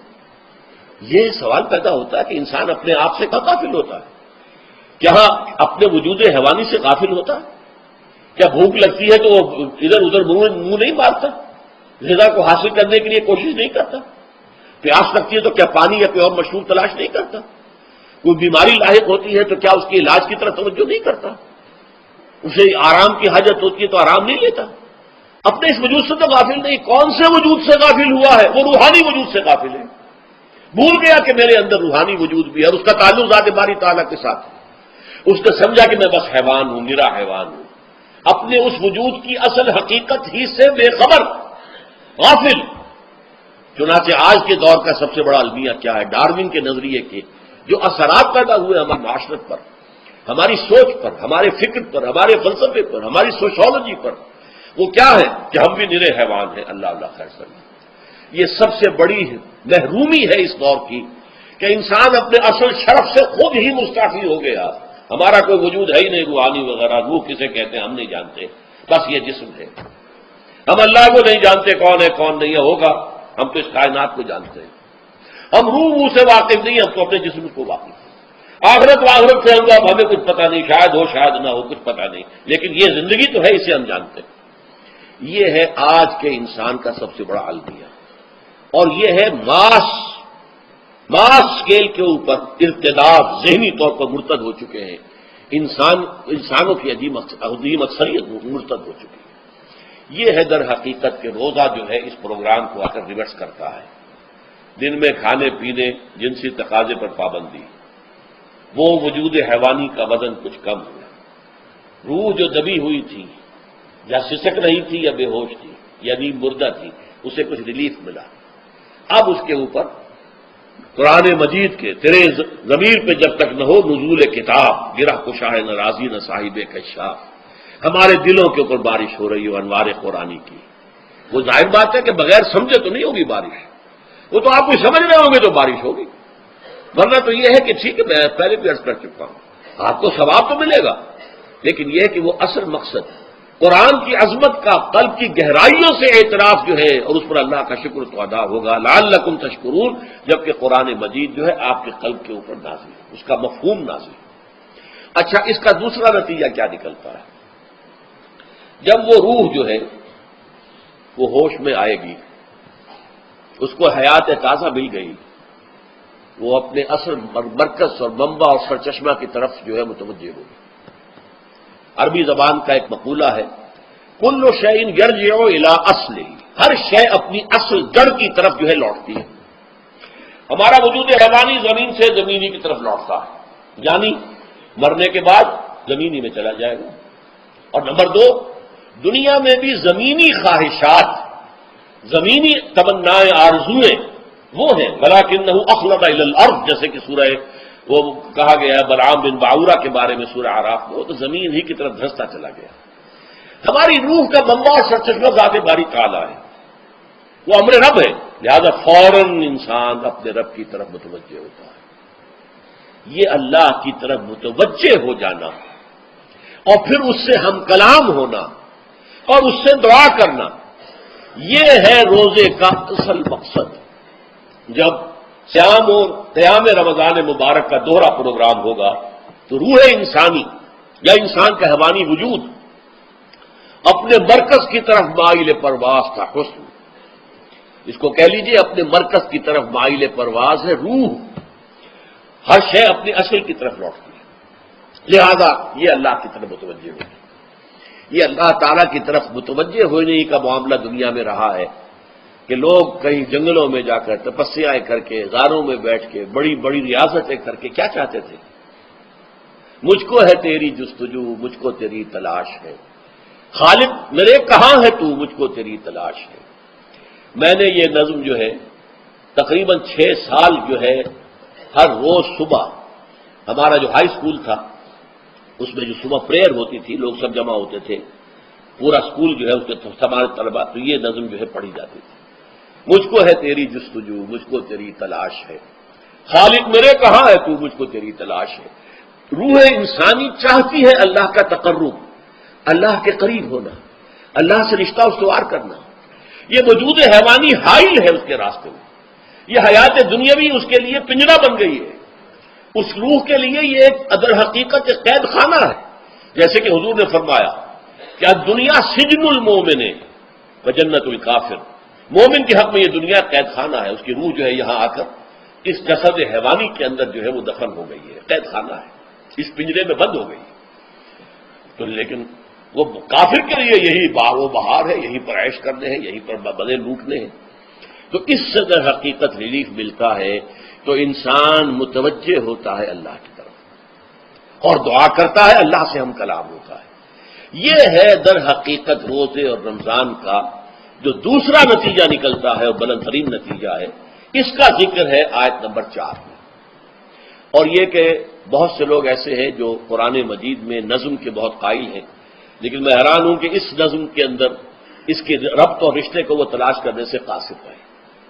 وَإِذَا سَأَلَكَ عِبَادِي عَنِّي فَإِنِّي قَرِيبٌ، جب روح بیدار ہو جائے گی، اسے حیات تازہ ملے گی، تو اے نبی میرے بندے جب آپ سے پوچھیں میرے بارے میں، وہ میرا تقرب چاہتے ہیں، میرا قرب چاہتے ہیں، وہ چاہتے ہیں مجھ سے ہم کلام ہونا، وہ چاہتے ہیں کہ مجھے ان کے ساتھ، ان کو میرے ساتھ ایک نسبت مل جائے۔ وَإِذَا سَأَلَكَ عِبَادِي عَنِّي فَإِنِّي قَرِيبٌ، انہیں بتا دیجیے میں قریب ہی ہوں، میں دور نہیں ہوں۔ اور آیا ہے سورہ قاف میں نحن اقرب الیہ من حبل الورید، جو شہ رگ ہے انسان کی اس سے بھی زیادہ قریب ہوں میں اس سے۔ نوٹ کیجئے کیسے اس کی روح کا تعلق میری ذات کے ساتھ ہے براہ راست۔ اس کی مثال بھی میں دے چکا ہوں کئی اپنی کتابوں کے اندر، عظمت صوم نامی کتاب کا پڑھیں گے، جو حضرات بھی سمجھ سکے پوری طرح اس کے اندر یہ بات بیان ہوئی۔ اور اسی لیے دیکھیے حدیث آخری پڑھ لیجئے کہ حضور نے قرار دیا ہے کہ روزہ جو ہے تمام عبادات کے اندر ایک بالکل منفرد شان کا حامل ہے۔ وعن ابی ہریرہ رضی اللہ تعالی عنہ، اور یہ متفق علیہ روایت ہے بخاری اور مسلم دونوں کی، قال رسول اللہ صلی اللہ علیہ وسلم، قال اللہ عز وجل، اسے حدیث قدسی کہتے ہیں، حضور نے فرمایا کہ اللہ فرماتا ہے۔ تو یہ حدیث بھی ہو گئی کہ حضور نے ہمیں بتائی، اور حدیث قدسی ہو گئی کہ اللہ کا قول ہے جو حضور نقل کر رہے ہیں۔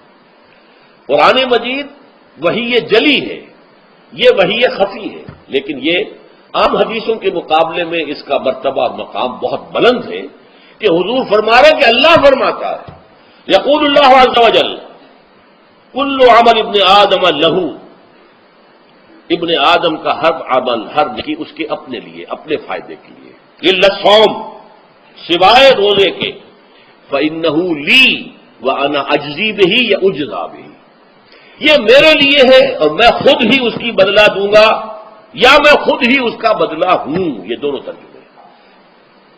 عظمت صوم میں میں نے تفصیل سے بحث کی ہے کہ ویسے تو نماز بھی اللہ کے لیے، کمی صلاۃ لذکر، حج کس لیے ہے؟ للہ علی الناس حج البیت من استطاع الیہ سبیلا، اللہ کے لیے، زکوٰۃ کے لیے اللہ کے نام پر دی جا رہی ہے، اللہ کے لیے دی جا رہی ہے۔ صوم میں بات کیا ہے؟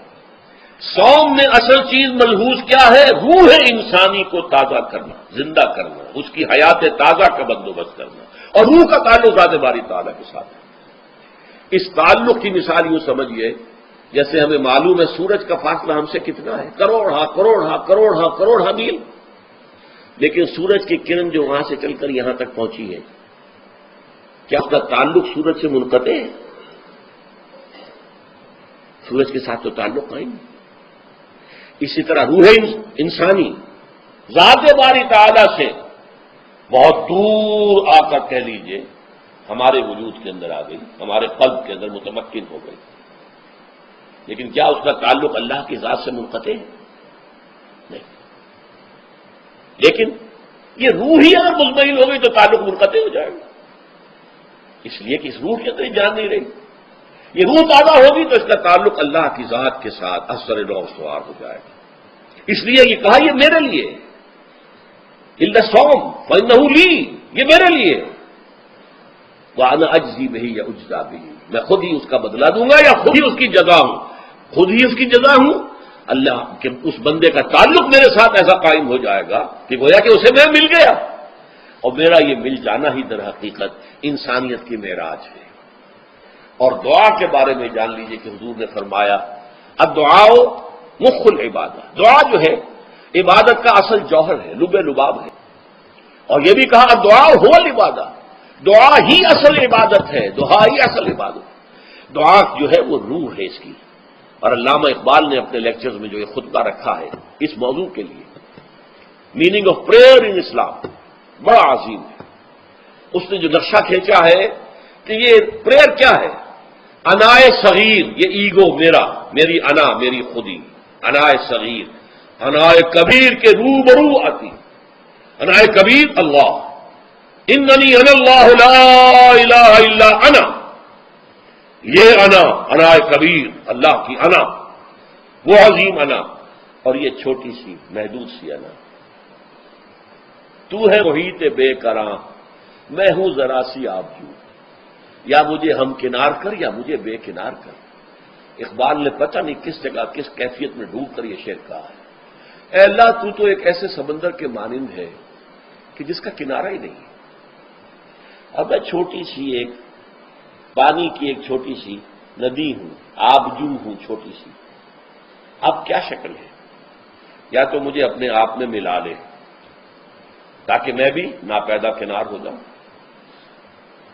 دریائے سندھ کا پانی جب سمندر میں گر جاتا تو سمندر ہی بن جاتا، اور یا پھر مجھے بھی بے کنار کر دے، میری وجود بھی اتنی وسعت دے دے کہ کوئی کنارہ نہ رہے۔ اب یہ کیا اس نے سمجھا، کیا کہا، لیکن میں نے وہی انائے کبیر انائے صغیر۔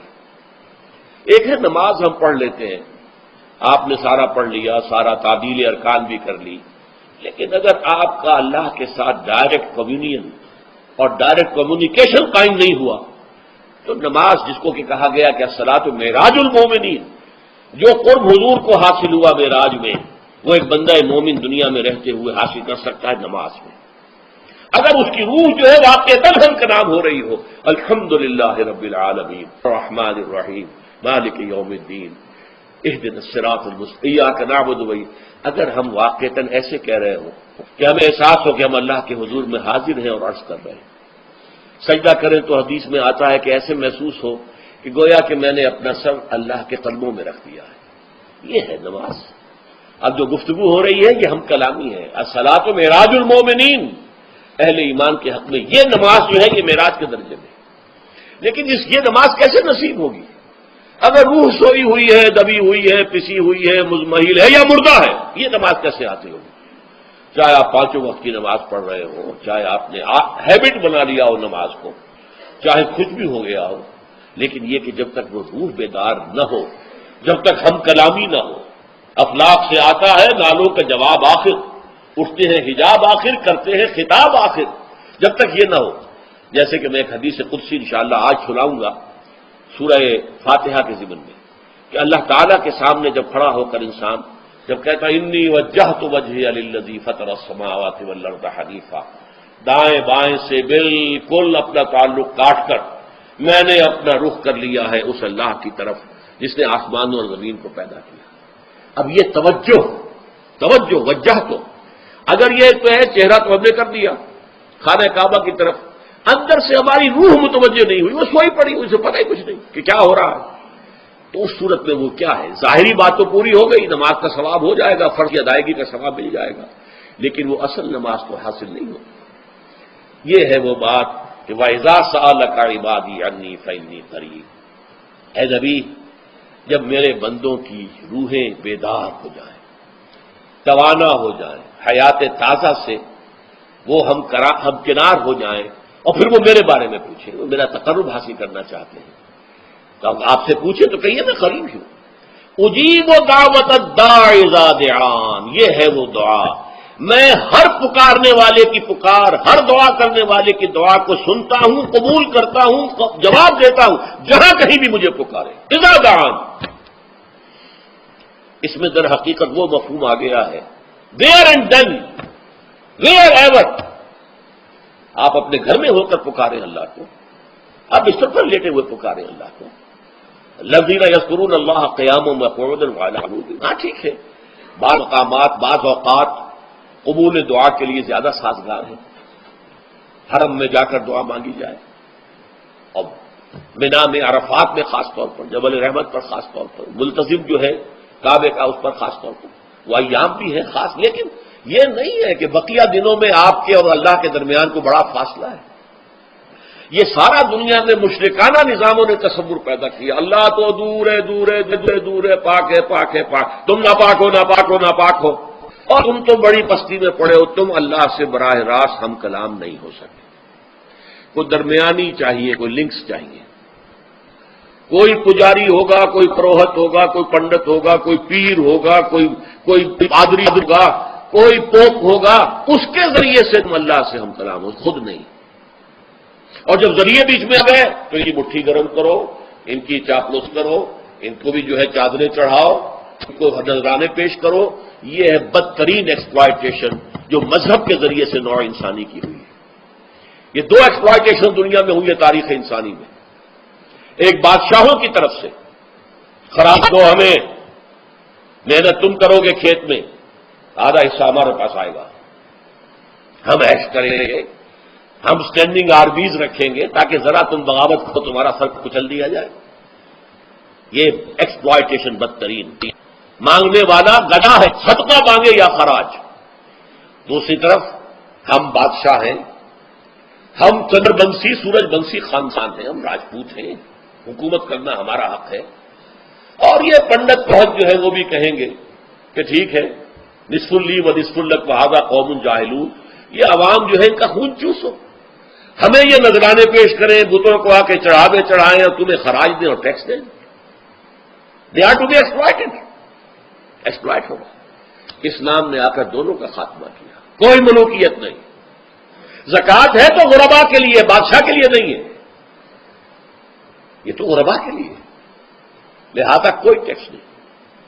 نمبر دو، اللہ سے ہم کلام ہونے کے لیے کسی دربان، کسی جو ہے پہرے دار کی مٹھی گرم کرنے کی ضرورت نہیں، جب چاہو ہم کلام ہو جاؤ۔ دل کے آئینے میں ہے تصویر یار، جب ذرا گردن جھکائی دیکھ لی، یہ تو تم ہماری طرف متوجہ نہیں ہوتے، ہم تو ہر وقت کہتے ہیں، ہر شب کو، آخری لمحات جو ہے، آخری جو گھنٹے ہیں رات کے، سمائے دنیا تک ہم نزول فرما دیتے ہیں تمہارے لیے، اور پکارنے والا پکارتا ہے، حل بالمستغفر فاغفر له، ہے کوئی استغفار کرنے والا کہ میں اسے بخش دوں، حل من سائل فاعطیہ، ہے کوئی مانگنے والا کہ میں اسے عطا کروں۔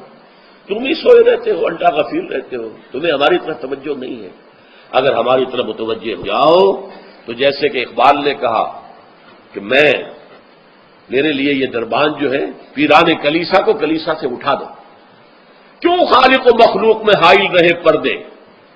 اور یہ میں نے کئی مرتبہ بیان کیا ہے، ہمارے ہاں وہ پی جو جماعت بنی تھی ایک، اب اس میں 2 پی اور ایڈ ہو گئی ہیں، پی پھر وہ پیٹریٹ، اور اس سے اپنی پہلے پارلیمنٹرین کی پی آ گئی اور پھر پیٹریٹ کی آ گئی، 5 پیز ہو گئی۔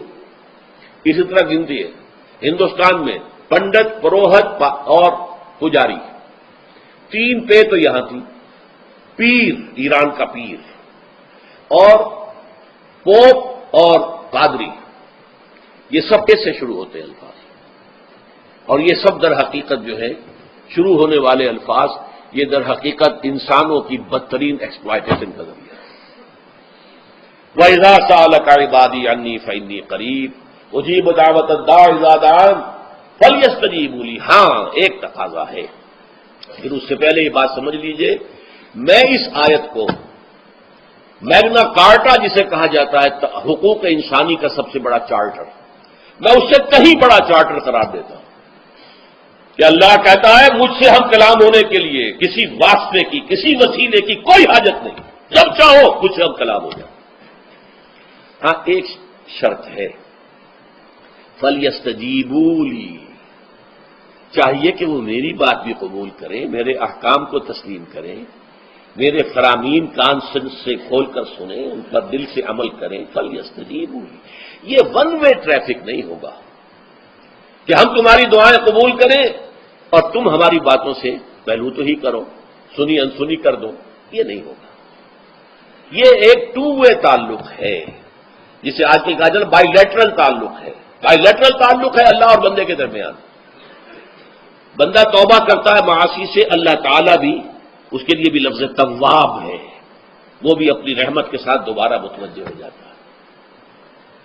تم اللہ کو یاد کرو، فاذکرونی اذکرکم، مجھے یاد رکھو میں تمہیں یاد رکھوں گا۔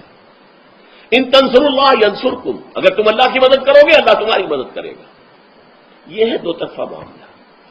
اسی طریقے سے تم چاہتے ہو کہ میں تمہاری دعائیں قبول کروں، مجیب دعوت الداعی اذا دعان، میں ہر پکارنے والے کی پکار کو سنتا ہوں جب اور جہاں، ویئر اینڈ وین وہ مجھے پکارے، لیکن لازم ہے فلیستجیبوا لی، وہ بھی میرا کہنا مانے، میرے فرامین کو کھلے کانوں سنے اور تہہ دل سے اس پر عمل کرے، ولیؤمنوا بی، اور مجھ پر ایمان پختہ رکھے،